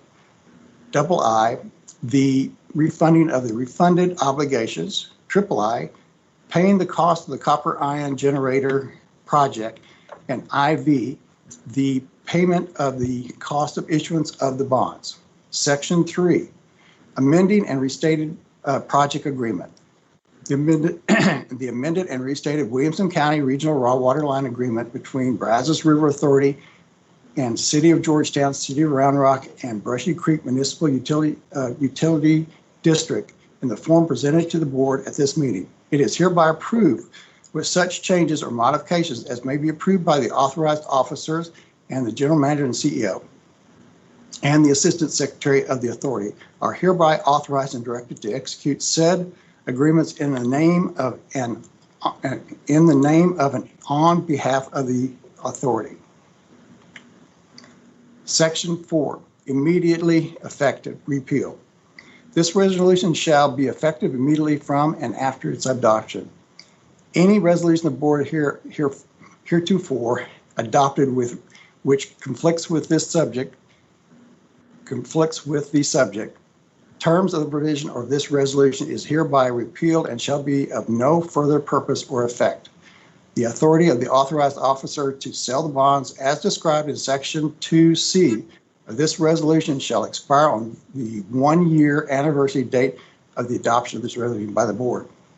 Be further resolved that the board of directors of Brazos River Authority hereby authorizes the general manager, CEO to execute any and all documents necessary to facilitate the Williamson County Regional Raw Water Line Agreement related to the bond funding. You win the prize, David. Oh, thank you. Hearing the resolution, is there a motion to adopt? Can we look at page 3 real fast?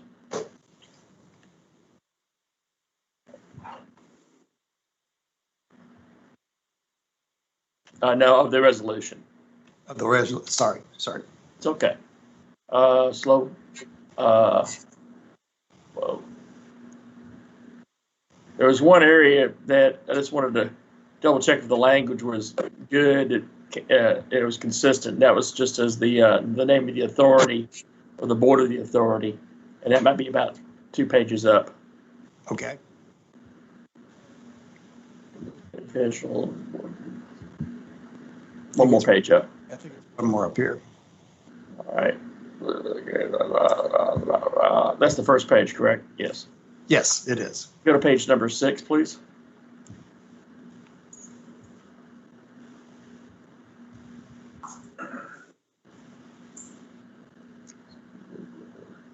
Page number 7. Okay.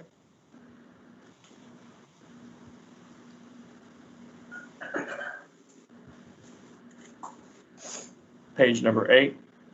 Got it.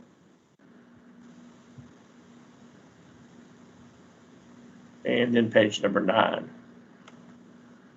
Okay, no problem. I just thought I caught a little inconsistency, but it looks good to me. All right, thank you, sir. Right. Is there a motion to adopt? Sanderson so moves. Henderson with a second. Was that Director Henderson? Yes. All right. A motion was made by Director Sanderson, a second by Director Henderson. Please poll the board. Presiding Officer Flores, Yes. Director Tallis, Yes. Director Taylor, Yes. Director Abraham, Yes. Director Boren, Director Fernandez, Yes. Director Henderson, Yes. Director Huber, Yes. Director Crone, Yes. Director LaChance, Yes. Director Lattimore, Yes. Director Leslie, Yes. Director Lloyd, Yes. Director Luton, Yes. Director Rankin, Yes. Director Ruiz, Yes. Director Sanderson, Yes. Director Savage, Yes. Director Smith, Yes. Director Wilson, Yes. And one last time, Director Boren. Director Boren, Moving on to agenda item number 11, discussion and possible action on authorization to amend and enter into United States Geological Survey Joint Funding Agreement by Aaron Abel, Water Services Manager. Welcome back, Aaron. Your slides are, you're good. Good morning again. Thank you, Madam Chair and Directors. The purpose of this item is to obtain authorization to allow the GM CEO to execute joint funding agreements and amendments with the U.S. Geological Survey to continue to have access and collect the important data that the USGS network provides to the authority. U.S. Geological Survey, or USGS as we call them, is a critical partner to the BRA as the agency collects, maintains, and disseminates data that are critical to BRA operations. Vital BRA decisions are based on the data that is collected from the USGS stream flow and lake level gauge network. BRA funds, as well as funds sourced from the USGS and the federal government, maintain the gauge network. In addition to BRA staff reliance on the data, BRA water contract holders, the U.S. Army Corps of Engineers, the National Weather Service, Texas Commission on Environmental Quality, various municipalities, counties, and the public rely on the hydrologic data the USGS provides across the Brazos River Basin. BRA helps currently fund 22 gauges across the basin at this time. The yellow circles on this map are BRA funded stream flow gauges, and the yellow triangles represent BRA funded lake gauges. There's two little differences in between the gauges, and I'll talk a little bit about those. The red circles are stream flow gauges that are currently funded by the National Stream Flow Information Program, solely sourced from the federal government. These gauges are also important to BRA and its customers. Stream flow gauges measure various parameters from volumetric discharge of the water to river stage, to rainfall and other parameters. Stream flow gauges upstream of the reservoirs, specifically the reservoirs in our system, are used to monitor the stream flow and provide information about potential for future releases during flood events. The National Weather Service West Gulf River Forecast Center relies on the stream flow data to produce river forecasts that are used by local emergency management officials during flood events across the basin. And then stream flow data is also used by BRA and the TCQ Brazos Watermaster staff to track reservoir levels, reservoir storage within the system, and monitor stream flows and downstream water supply releases during drier conditions. The lake gauges measure the water surface elevation at a point and time on the reservoir. We rely on lake gauges at each of the 3 BRA owned and operate reservoirs of Possum Kingdom, Lake Granbury, and Lake Limestone to calculate inflows in the reservoirs in order to make decisions on the timing and magnitude of flood releases. BRA costs for the FY 2021 joint funding agreement between the BRA and the USGS will be about $265,000, and these funds are included within the BRA FY 2021 budget. So we are requesting the authorization for the general manager / CEO to enter into the annual agreements and amendments with the USGS for up to 10 years for an amount not to exceed $3.5 million. And I think I have, unless there's any questions, we do have a resolution. I see or hear no questions. So Aaron, please read your resolution. Thank you. Be it resolved that the Board of Directors of the Brazos River Authority hereby authorizes the General Manager / CEO to enter into and execute joint funding agreements and other agreements related to water resources investigations with the United States Geological Survey for up to 10 years for an amount not to exceed $3.5 million. Director Savage, motion to approve. Second. Director Luton. I believe I heard Director Savage as a motion to approve, and Correct. second Rick Huber, second. was by Rick Huber.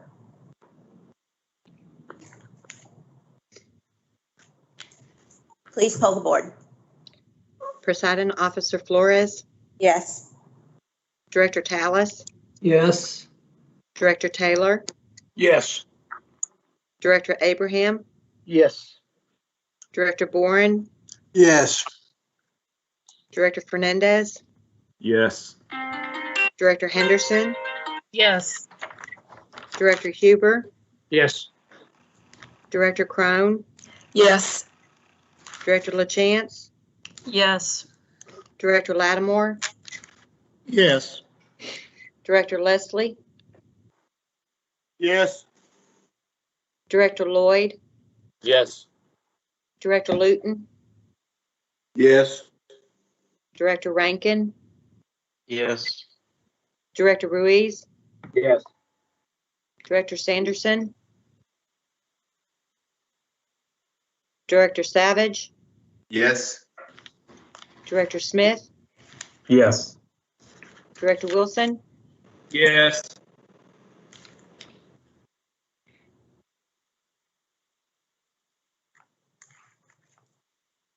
Moving on to agenda item number 12, discussion and possible action on freshwater mussel candidate conservation agreement with assurances by Tiffany Malzahn, Environmental and Compliance Manager.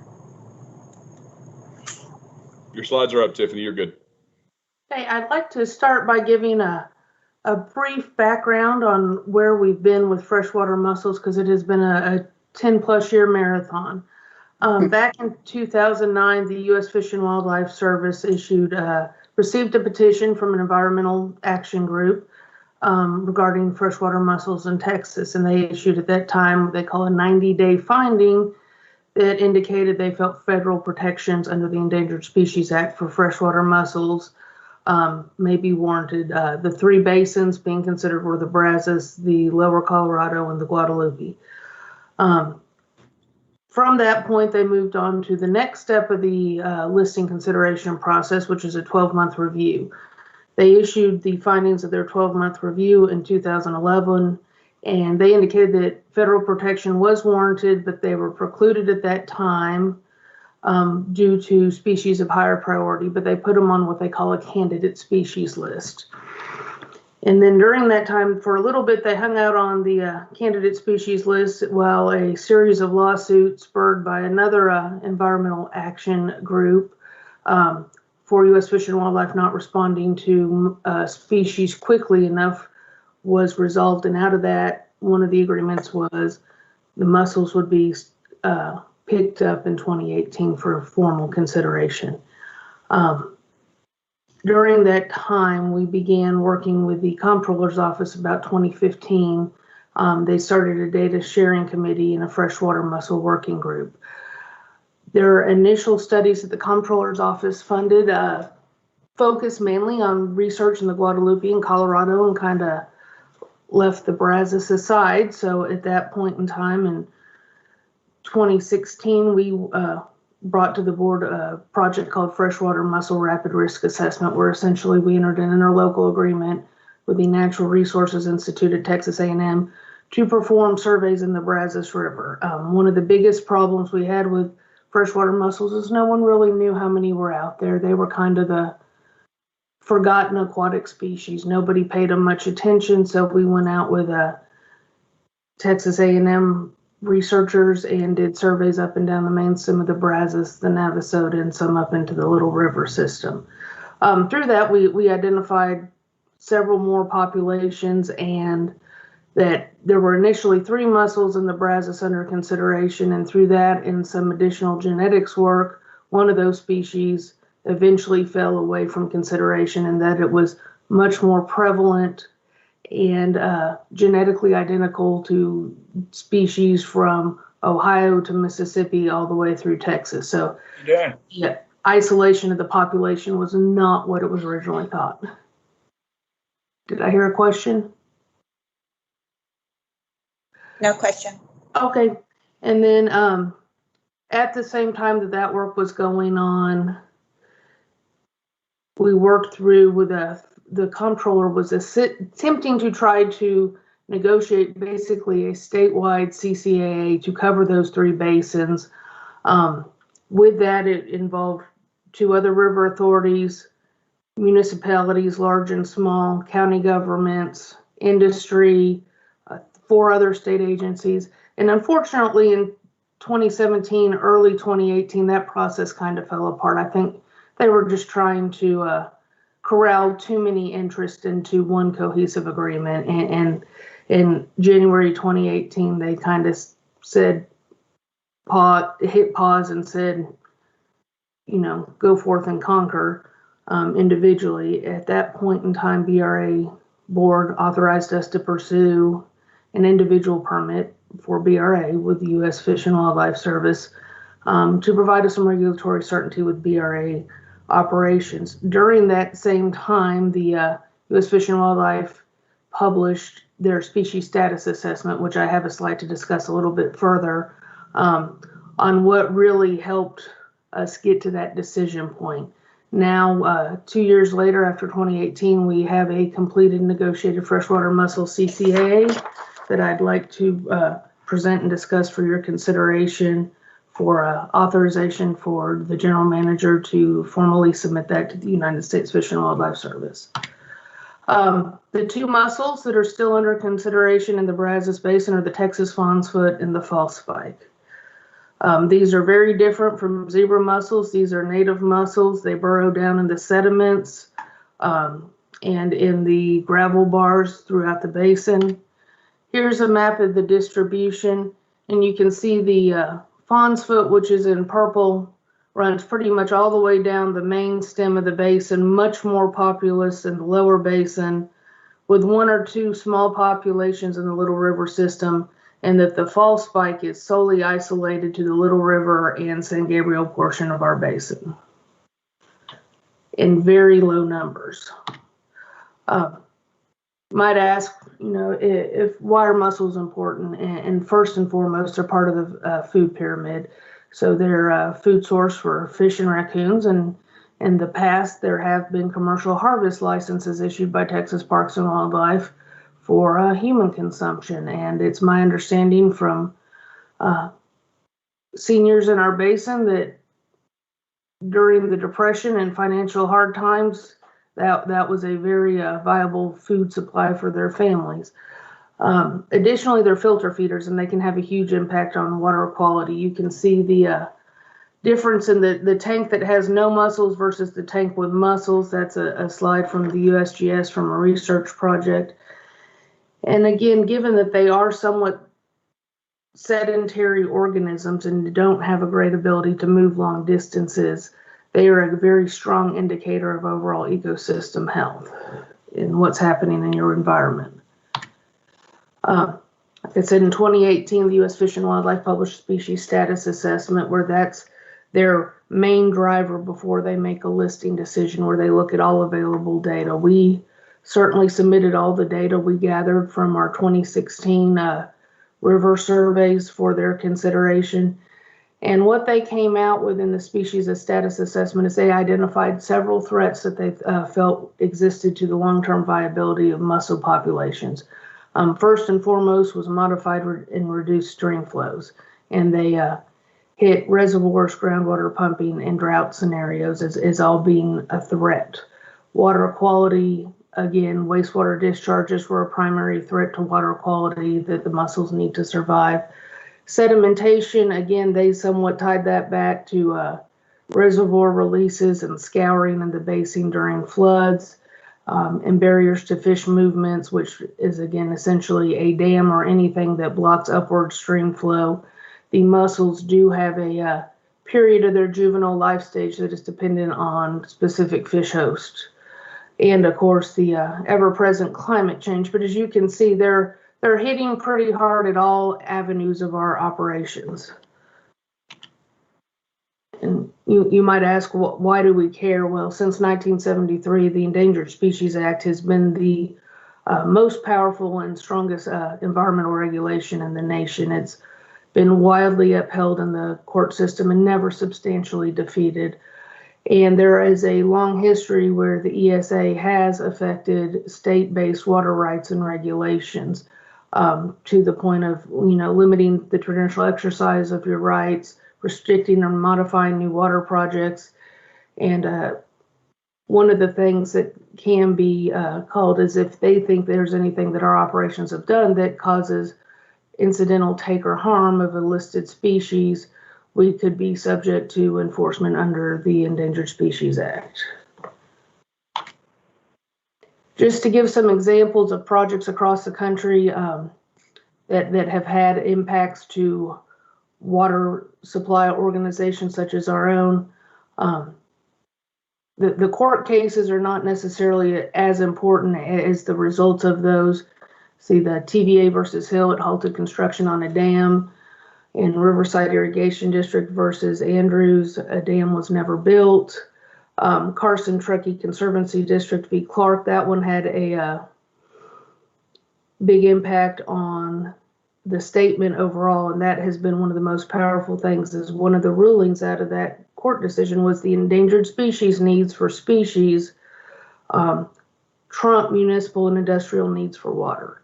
So that established a precedence that if they feel that a species is not receiving enough water, that is more important than municipal or industrial water use. So that was a big one.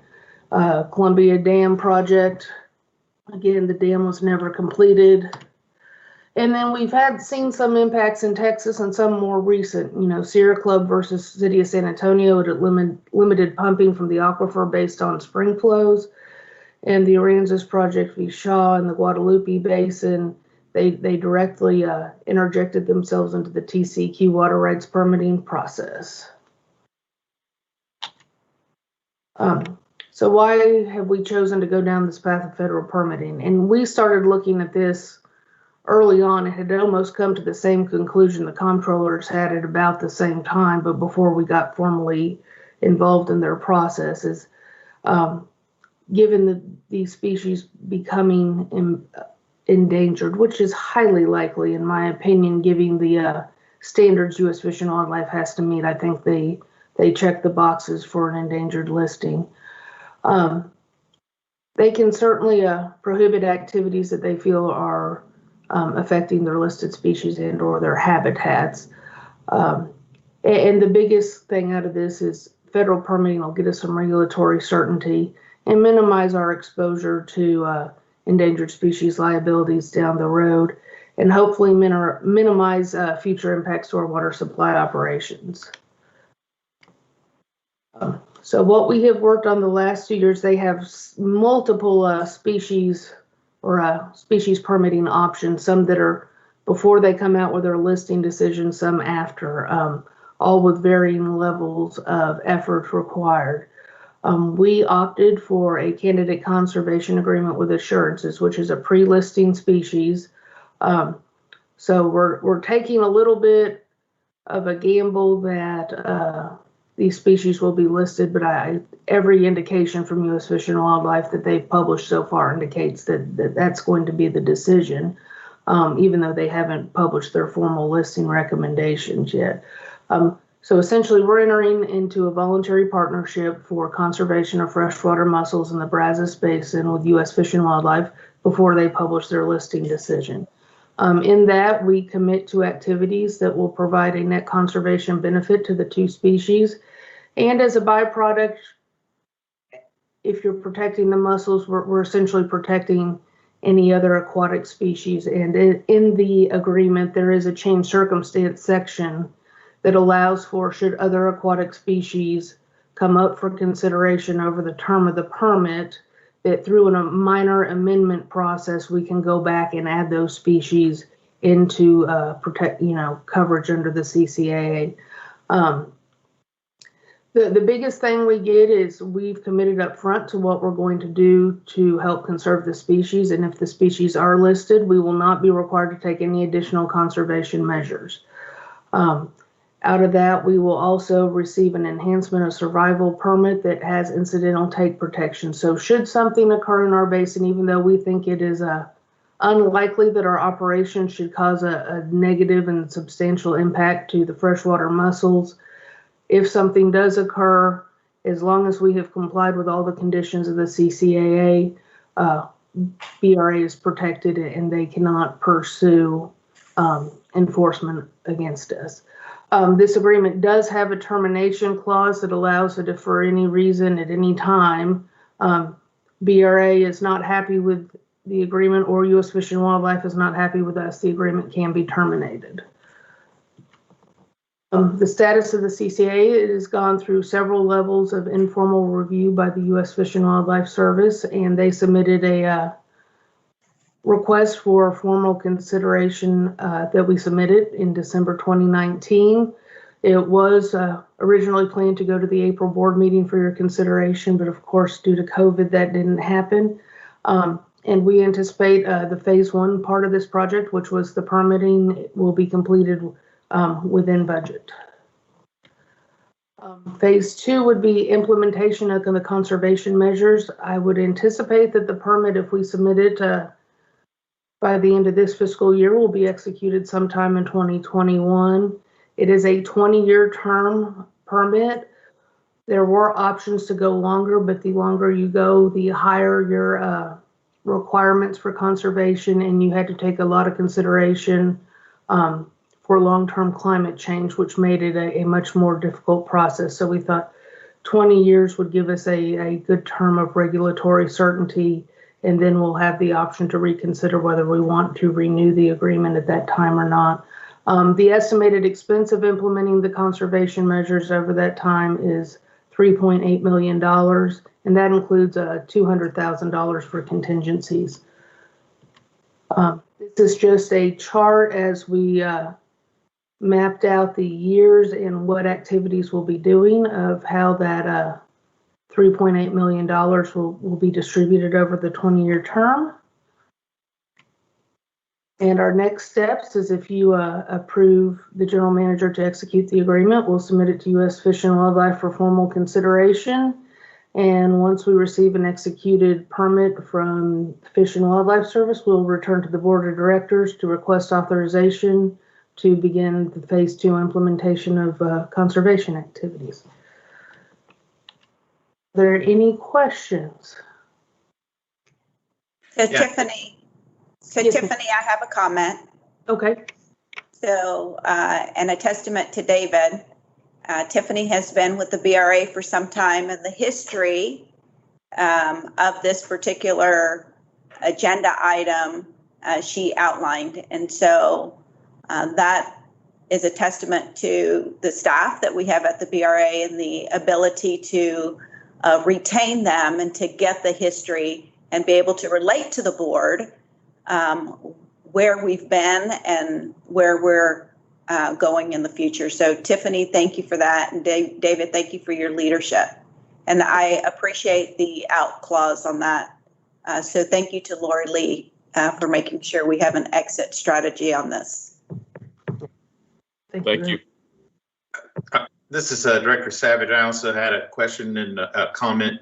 You know, obviously, thanks. You know, you've been doing a 10-year marathon, and you know we've got it to the finish line. And you know, congratulations on all that work. I'm familiar with some of the impact the Endangered Species Act can have on things. This may be an obvious question, but we're putting this copper ion in, you know, to control the zebra mussels, and I didn't recall the geography. You know, that wouldn't have any impact or a negative impact on these species, would it? Adding that copper, I mean, it might be diluted out to where it would have no impact, but There, with the pipeline from Stillhouse to Georgetown, it's a very low dose copper infusion, but then it's going into a reservoir that's going to further dilute it, and it would have to move downstream through Lake Granger, which would usually only occurs pretty much during flood operation, so you've got more diluting factors. So it should be a very minimal to even non-detective level of copper by the time you reach the freshwater mussel populations in the San Gabriel. okay, just want to make sure that had been thought through. Thanks. Madam Chair, this is Director Wilson. I have a question for Tiffany. Tiffany, have these CCAA agreements, and then you talked about an enhancement of survival permit and incidental take protections, have any of those been tested in the courts? Not to my knowledge, but it is certainly always a potential. There, like I said, the most of the court system lawsuits are not brought by the U.S. Fish and Wildlife Service suing a water right holder, but generally by an environmental action group. So if they don't think at some point in time that this has been effective enough, that is always a possibility. However, working through this process, this has been reviewed I think we went through 8 or 9 different reviews with U.S. Fish and Wildlife Service, and usually what we see with the federal agencies is once they back something, they will stand with us in such an agreement that, yes, we have met all the requirements. I'm just not aware of any of those lawsuits involving a CCAA. Okay, I was just curious because I am aware, and I know probably all of us are, that the courts look at things differently sometimes than we do or a federal agency. So I just wanted to know if it had been tested. So thank you.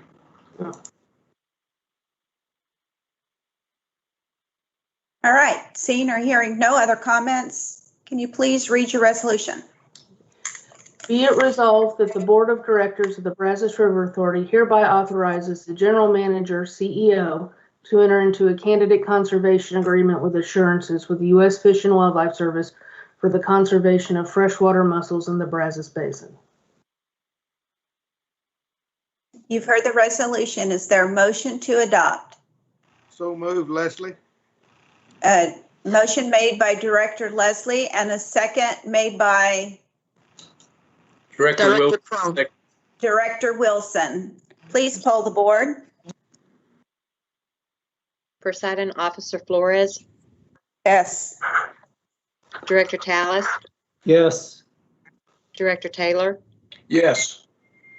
Director Abraham, Yes. Director Boren,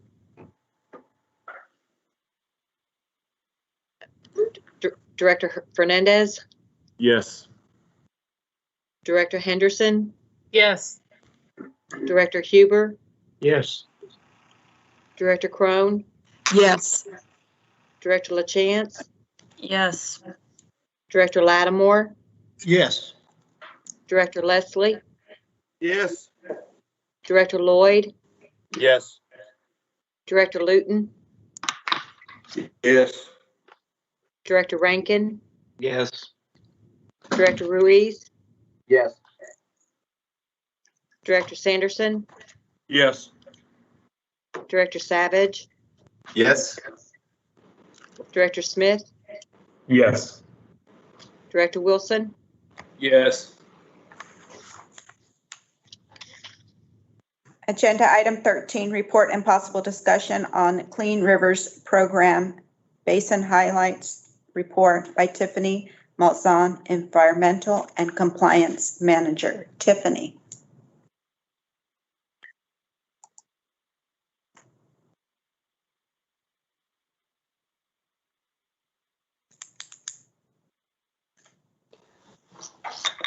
All right, Okay. Tiffany, we see your slides. Okay.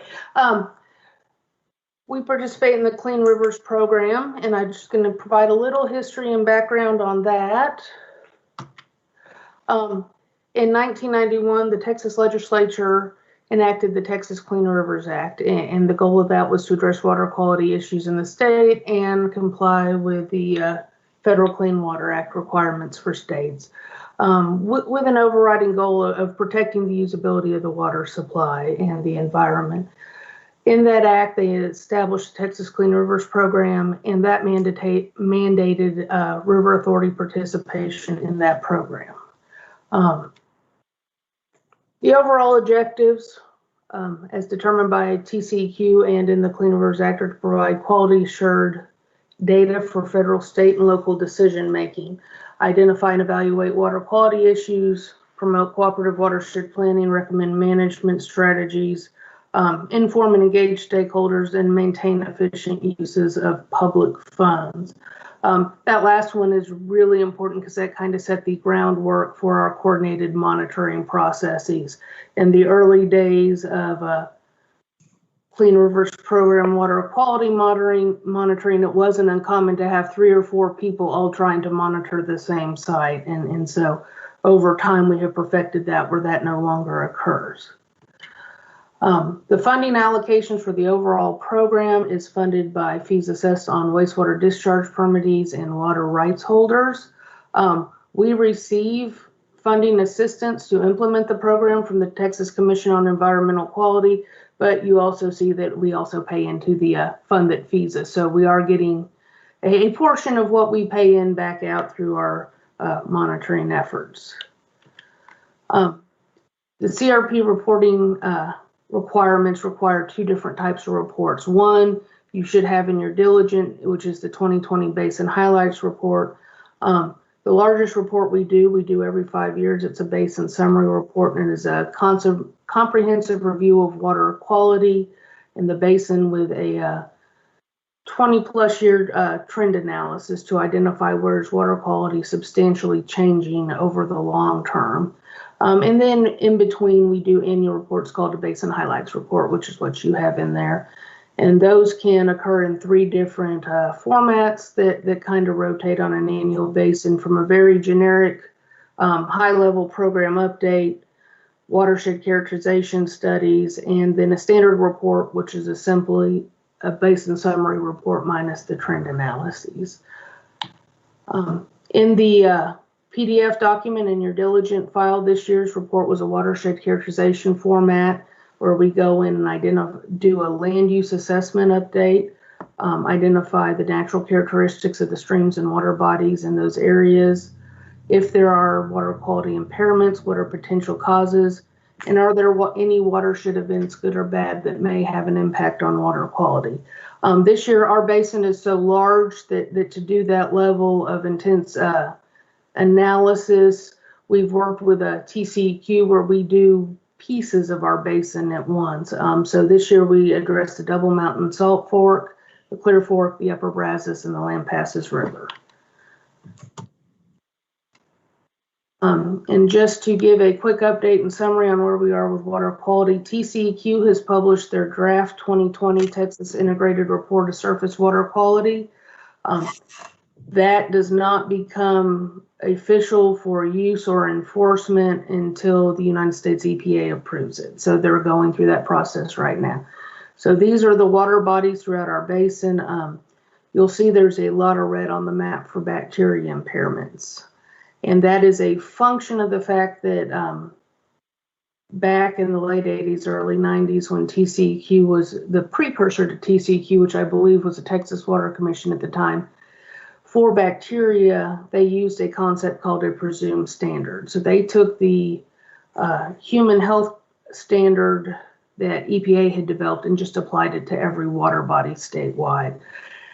That over time, more research and education, we've learned that that was probably not, while it was quick and expedient, maybe not the best way to handle that with bacteria, because we know, you'll notice a lot of these small prairie streams, they just don't have the flow and water to even dilute the influence from wildlife below the level of that standard. So TCEQ has been tackling the last several years what they call a recreational use attainability analysis to determine, which of those streams are being used by people for contact recreation and need to have that standard stand, and which streams are appropriate for further study and maybe a revision of that standard. And through that process, this chart actually looks a lot better than it did with the 2018 and the 2016. We have been able to reset standards on some of our streams, and my team has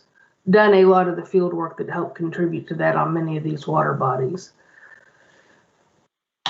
And then this is my final map, and this is what they call water quality concerns. These are not based on the hard standards that are approved by EPA that the impairments are based on. These are based off statewide screening levels that TCEQ has calculated.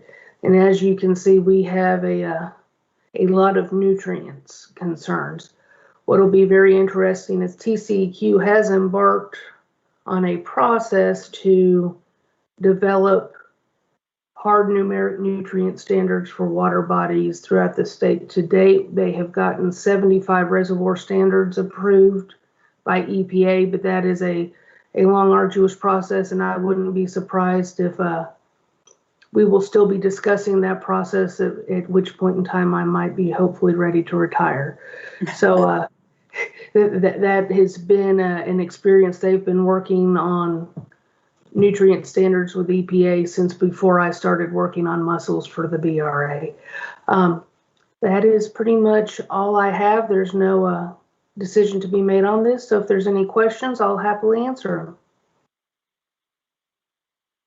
Well, once again, thank you, Tiffany.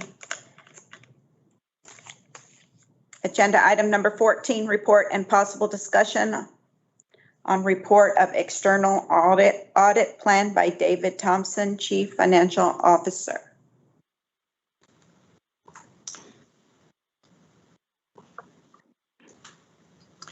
Okay, can you see my slide? You're good. We can. All right, this is just an introduction because I have Aaron Wortham, the partner in charge of the audit for the FY 2020 audit coming up. And what I want to do is I will exit from here and put Aaron's slides up there.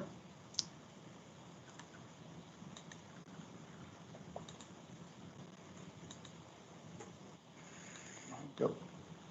For some reason. Yeah, we lost the slides, David. Can you see them now? No. You do not. Okay, hang on one second.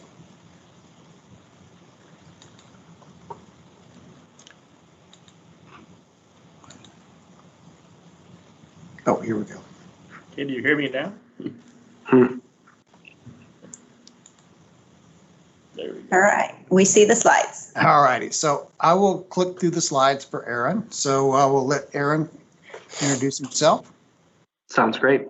Again, my name is Aaron Worthman. I'm the partner on the audit engagement, and I'm pleased to report our pre-audit planning presentation. Next slide, please.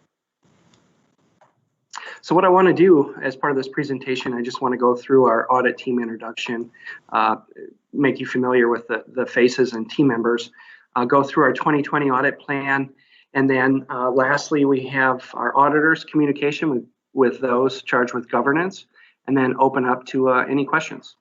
Next slide. So for audit team, just for some background here, this is our second year conducting the audit. I'm the engagement partner. I've been working with Baker Tilly in our energy and utilities practice for 20 some years. We were able to keep the same engagement team. So we're able to keep our senior manager. She's going to be back for a second year. She's has about 16 years worth of experience. And then we also are able to keep our senior associate, the senior in charge on the engagement, Ryan Tyler. So we anticipate this being our second year. You know, although we're dealing with these COVID effects and whatnot, we're thinking that with the same audit team and your management team, we don't anticipate any issues. We should be able to conduct the audit almost 100% remotely. We shouldn't have any issues there, but we're excited to serve you folks again. Next slide. What I want to do is just go through the deliverables, what deliverables we have as part of our audit engagement. The first thing is we will provide you with audited financial statements in accordance with U.S. generally accepted auditing standards. Those are the auditing standards that we're required to follow. Those are the same requirements that we follow when we conduct any utility audit. In addition, we also provide a report on internal controls over financial reporting and on compliance and other matters in accordance with government auditing standards. Those are additional standards such as continuing professional education that we need to meet, supervision requirements, quality control, due care, things to that extent. If you happen to have expenditures greater than $750,000 in a year, federal expenditures, we would be required to conduct a single audit. I believe this year that will not be the case. We will then provide a management letter. That management letter will contain a number of things. If we find any material weaknesses or significant deficiencies in your control environment, we'd be required to communicate those to you, and you would find that in the management letter. In addition to that, we would also have our communication with you charged as governance. Those are the standard items that we report on every year. Talks about accounting policies, talks about our independence as auditors, talks about your management representations, things to that extent. But again, that would be our other deliverable, and we call that our management letter. Next slide. Just to give you some background, our audit timeline for this year, we have already conducted our preliminary field work, and that went very well. That went very smoothly. We did that in July of 2020. Obviously, we did that remotely. We plan to conduct our final field work and review in the months of October and November, and present our financial statements and our audit in December or January of 2021. Next slide. What this shows here is if we were to break out our audit in segments of main area of audit focus, I've listed those below.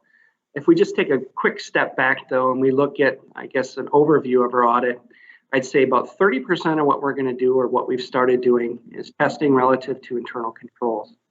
What we'll do is we will map out your major processes, such as, whether it's work orders, disbursements, seating, payroll. We'll map out those significant processes. We'll document what major internal controls need to be in place. We'll then make sure that you have those controls, but also that those controls are working as designed. So we'll test those controls. Based on that internal control testing, we'll then conduct our substantive tests. That's roughly about 40% of our audit. That would be, confirming your cash and investment balances, taking a look at the fair value of your investments, looking at your accounts receivable, your fixed asset additions, retirements, things like that. In areas where we have control breakdowns, we probably give additional attention to those substantive tests. And in areas that controls are properly functioning and working as designed, we'd probably spend a little less time in those substantive types of tests. And then lastly, 30% of the audit, what we do is specific to your financial reporting, taking a look at those disclosures in your financial statements, and then planning of this audit engagement.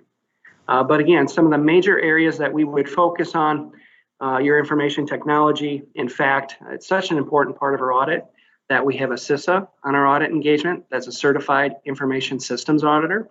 That's all they do. They just work in the IT environment. Accounts receivable, revenues, capital assets, obviously, as that makes up most of your balance sheet.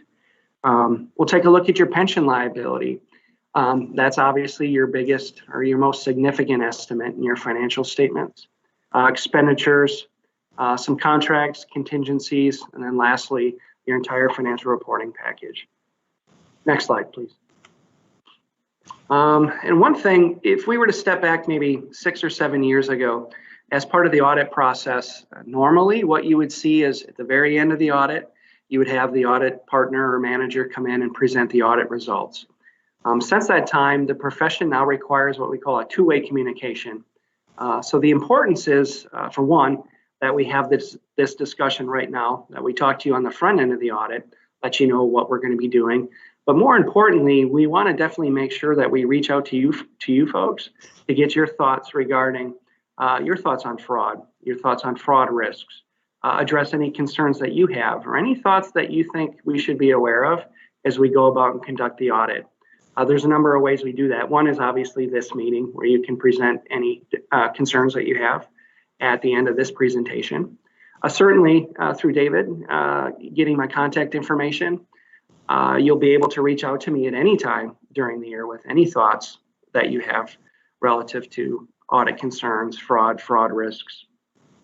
But then what we also do is we reach out to individuals throughout the organization as part of our audit planning process to have these risk interviews. So we'll reach out to certain board members, have those discussions. We reach out to higher levels of management to get their thoughts.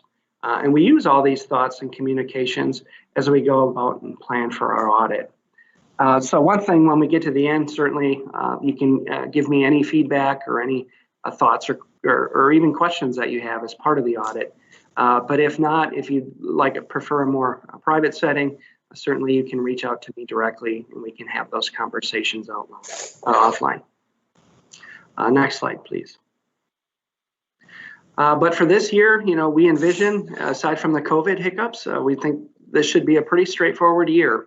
We're working right now with some accounting guidance because of the COVID environment. The profession does have new requirements, audit requirements, accounting policy requirements that your entity will need to follow. However, given this environment, they've delayed the implementation. So we're going to be looking at a couple of those items. Management may choose to implement some of these changes now, although not required. So we're still kind of working on that to see is this going to be a change we're going to make this year, or are we going to wait till next year due to the environment and everything that's going on. But from everything we've seen so far and what we've done in planning, we think this should be a good, straightforward audit, and we're excited to get started. We definitely appreciate all the help that your management team gives us in the year and a half that we've been working with those individuals. They timely answer all of our requests. They've been great to work with, and we would anticipate that going forward. So with that, I'll go to the next slide and open up for any questions you folks might have.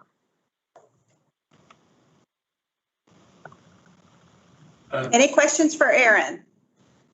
Yeah, this is Director Savage. I had a question about this CISA person, the information systems and the IT. There have been more press recently about asymmetric attacks on water systems. Are you looking at that from like a cybersecurity aspect? Right. Yep, that's a great question. So what we do, if you take a look at our audit, we provide an opinion on your financial statements. So specifically, our requirements are to look at your IT systems relative to the financial reporting. So how the items get in your financial reporting. So you bring up a great question. Cybersecurity is a huge risk right now.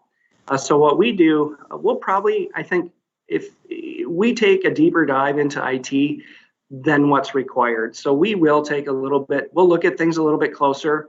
We'll go a little bit outside the financial reporting, and it's more of an awareness that when we find control breakdowns, we will certainly communicate those to you folks.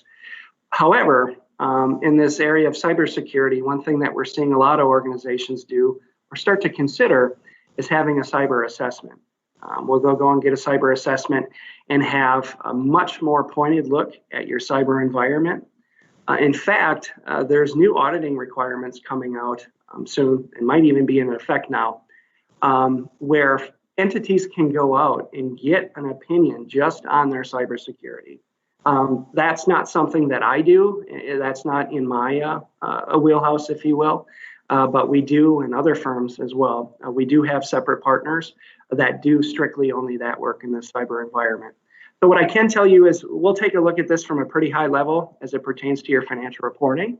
But for those entities that choose so or choose additional discussion, there's certainly much more in-depth cyber assessment that you're now able to get from public accounting firms that might take a closer look and a more detailed look at those items that you just mentioned.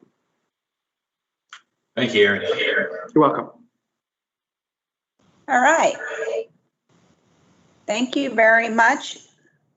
Thank you, Aaron. Thank you, David. Thanks, I have Aaron. a question. Oh, go ahead. This is Director Boren. Yes. I think Director Sanderson raised a great question. And I'm wondering, Mr. Sanderson, do you think that we need to do more probing in that area or expand this audit more than what's being done? I think I would tend to agree with the audit partner's assessment on this one and leave that a little bit to his professional judgment, because he'll be closer to the ground and seeing what's happening and so forth and so on. So, but I do applaud his approach. I think it's a wise approach.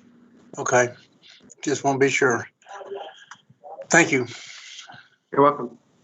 And one thing I can do as part of as we wrap up this year's audit, I can reach out to one of our CISA partners that does these type of items or does these types of tests and reports. And as he and I discuss, your specific entity, certainly when I present, I could have that individual just kind of touch base. They could let you know, here's the types of things they've seen in similar organizations, what their high level thoughts are. There's probably many different ways you can attack this. You could have like a Cadillac package, you could have a mid-tier package, but he could give you his thoughts as to, hey, here's what we see for organizations such as yourselves. It's more than what we would do in a financial audit that I would do, but maybe there's like a sweet spot, although you may not get a formal opinion and pay for all those administrative costs of following these audit rules, if you will. They can put together some sort of consulting engagement, look at some key risk areas for your entity, and provide their thoughts on that. But certainly, I'll let you, this can marinate with you folks a little bit. You can touch base with David, but if this is something where you'd like for us to have a partner come in and kind of present, what they see, what might interest you folks, certainly we can do that. David Collingsworth. I would just, we have a lot of those things in place, David. But if you'll just make sure that you connect with the auditor and get that name of the person possibly in the future for some type of assessment. But thank you for that recommendation. Sure.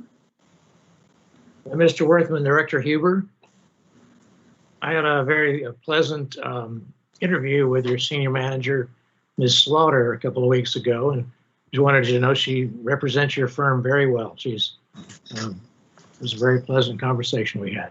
Oh, very good. I will definitely pass that on. Thank you. Please do.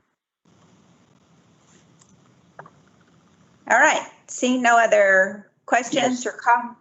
One other comment, and just briefly. Sure. Coming back around, Mr. Wortham, to last year's audit committee meeting, we had talked about some GFOA documents and so forth and so on. And if it's possible to be able to provide those at some point in time, just go back to your meeting notes and double check that. It would be helpful. Okay. Sure. You bet. Thanks. Yep. Thank you. All right, moving on to our next agenda item, number 15, report and possible discussion on fiscal year 2020, third quarter budget report by David Thompson, Chief Financial Officer.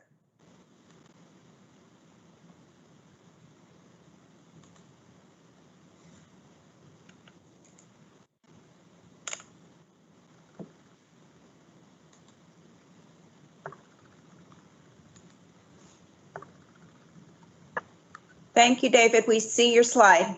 All righty, thanks. It's getting slower and slower. I guess it's You're getting tired. All right. First, I'll just look at the graphical. Three key elements of our financial statement, which is revenues, expense, and projects. Our revenue is running around $6 million over budget, and that's due to other water revenues that were not included in our budget. Expenses are running around $7 million. It's broken down between $4 million on the operating expenses, dealing with the Corps of Engineers has spent less on the 8 core lakes and lower spending across all departments. And then the operating projects themselves, which are expensed, are running about $3 million under budget. A lot of those expenses have been rolled into the 2021 budget. Our project spend is around $3 million for the third quarter, and that is probably about a $40 million variance. That $40 million variance, again, is, I'll break the numbers here, is mainly Allen's Creek, and we all know what's going on with that.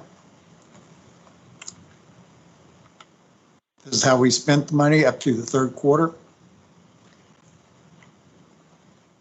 Are there any questions? All right, hearing no questions. I'm gathering that this includes the $3 million and or so of items that we're going to be doing budget requests for, so that will change the picture on that. I get it. The budget request, no. Those are basically formulated for the 2021 budget, like the crane you're talking about. I was thinking more in terms of the belt press scenario and all that. Yes. Okay. You mean those are included in the belt press. I'm trying to think back through the belt press for. Gotcha. Okay. All right. No problem.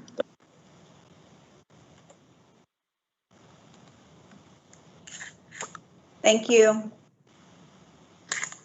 Agenda item 16, report and possible discussion on fiscal year 2020 third quarter investment officers report by David Thompson, Chief Financial Officer. David? Okay. Can you see the slides? They're on. Perfect. All right. This is a requirement by Public Funds Investment Act to present to the board each quarter. This is just basically a 2-year look at the amounts that we have invested. We ended the third quarter with $135 million invested. This is the blocks of investments we have. And just to mention that everything that we invest in is completely collateralized. So it is a protected investment. You can actually now starting to see in years 1 and 2 how the rates are really starting to drop. With the Fed's rates at basically zero, the laddering has helped us. We're getting about 1.42% interest, which is not a lot, but it's still substantially better than the Treasury or the Texas pool. Our future investments are getting lower and lower, but so is everybody else's investments. Any questions? With respect to the quarterly report, it's great. And I guess we are squared away for our annual review that we'll be able, have we already picked that up for this year, or are we going to have another agenda by the end of the year for our annual policy and strategy review? That's Yeah. normally, this is David Collinsworth. That's normally something that we bring to the board in October. Okay, so if we have an October from the prior year, we'll have October for this year, so we have one in the fiscal year. That's good, no problem. That is correct. Okay, no problem. Thanks. All right. David Thompson, we worked you hard today. Thank you. All right, so at this point, agenda item number 17, the Board of Directors will conduct a closed meeting and executive session on the following matters: to deliberate regarding the position of General Manager / CEO pursuant to the authority granted by Section 551.074 of the Texas Open Meetings Act, codified as Chapter 551 of the Texas Government Code. Board members, you have received a separate meeting link to access the executive session. Please disconnect from this meeting and access that meeting link at this time. For those remaining on this meeting link, the board will return to open session link prior to taking any action on the items discussed in executive session. The Board of Directors will now enter into executive session at 12:10 p.m. I will turn the meeting over to David Collinsworth, General Manager.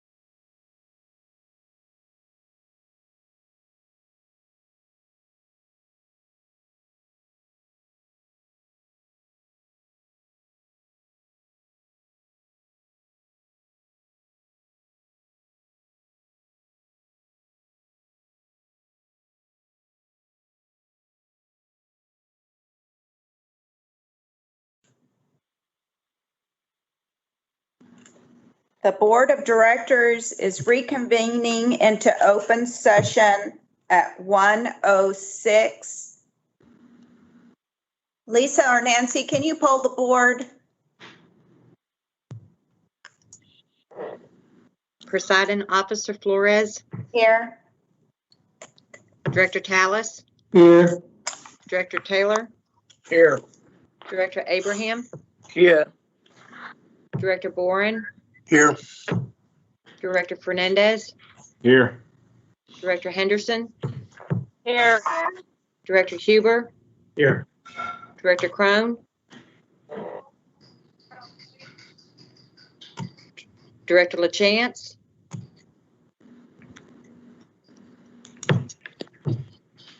Director Lattimore, Here. Director Leslie, Here. Director Lloyd, Here. Director Luton, Director Rankin, Here. Director Ruiz, Director Sanderson, Here. Director Savage, Here. Director Smith, Here. Director Wilson, Here.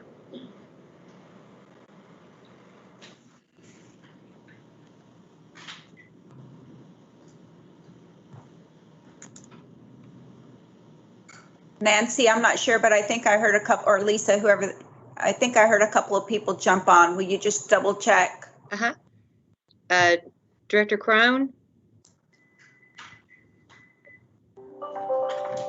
Director LaChance,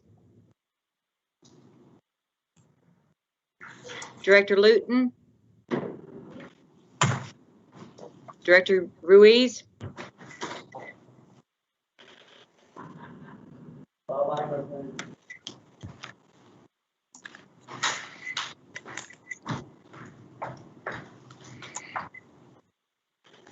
Director Smith is our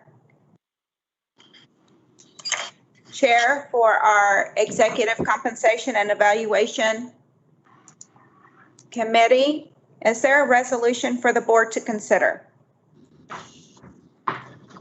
There is, Madam Chair. Would you mind reading the resolution? I will read it. Can I interrupt real quick, folks? I apologize. Are we in open session? Yes. Yes. Very good. Sorry. I'll proceed with reading, Madam Chair. Thank you. Be it resolved by the Board of Directors of the Brazos River Authority that the sustained exemplary performance by the General Manager CEO warrants a compensation increase. However, due to conditions surrounding the current COVID-19 pandemic, the Board reserves taking any action to increase compensation and further anticipates reevaluating a compensation increase as deemed appropriate. You've heard the resolution. Is there a motion to adopt?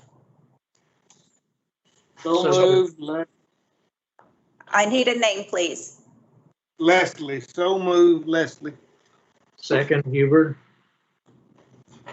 A motion made by Director Leslie, second by Director Hubert. Please poll the board. Presiding Officer Flores, Yes. Director Tallis, Yes. Director Taylor, Yes. Director Abraham, Yes. Director Boren, Yes. Director Fernandez, Yes. Director Henderson, Yes. Director Huber, Yes. Director Crone, Director LaChance, Yes. Director Lattimore, Yes. Director Leslie, Yes. Director Lloyd, Yes. Director Luton, Yes. Director Rankin, Yes. Director Ruiz, Sure smells good. Director Sanderson, Yes. Director Savage, Yes. Director Smith, Yes. Director Wilson, Yes. Before I entertain a motion to adjourn, I just want to say thank you, everybody. We have made history at the BRA for the very first Teams board meeting. Thank you very much for all of your cooperation. And so now, is there a motion to adjourn? Go for it, Abraham. Nobody wants to end it. This has been so much fun. I hate to end it, but I'll move adjournment. We're having too much fun. I'll second Rick Huber. Lattimore. A motion was made by Director Huber and a second by Director Lattimore. Or vice versa. Or vice versa.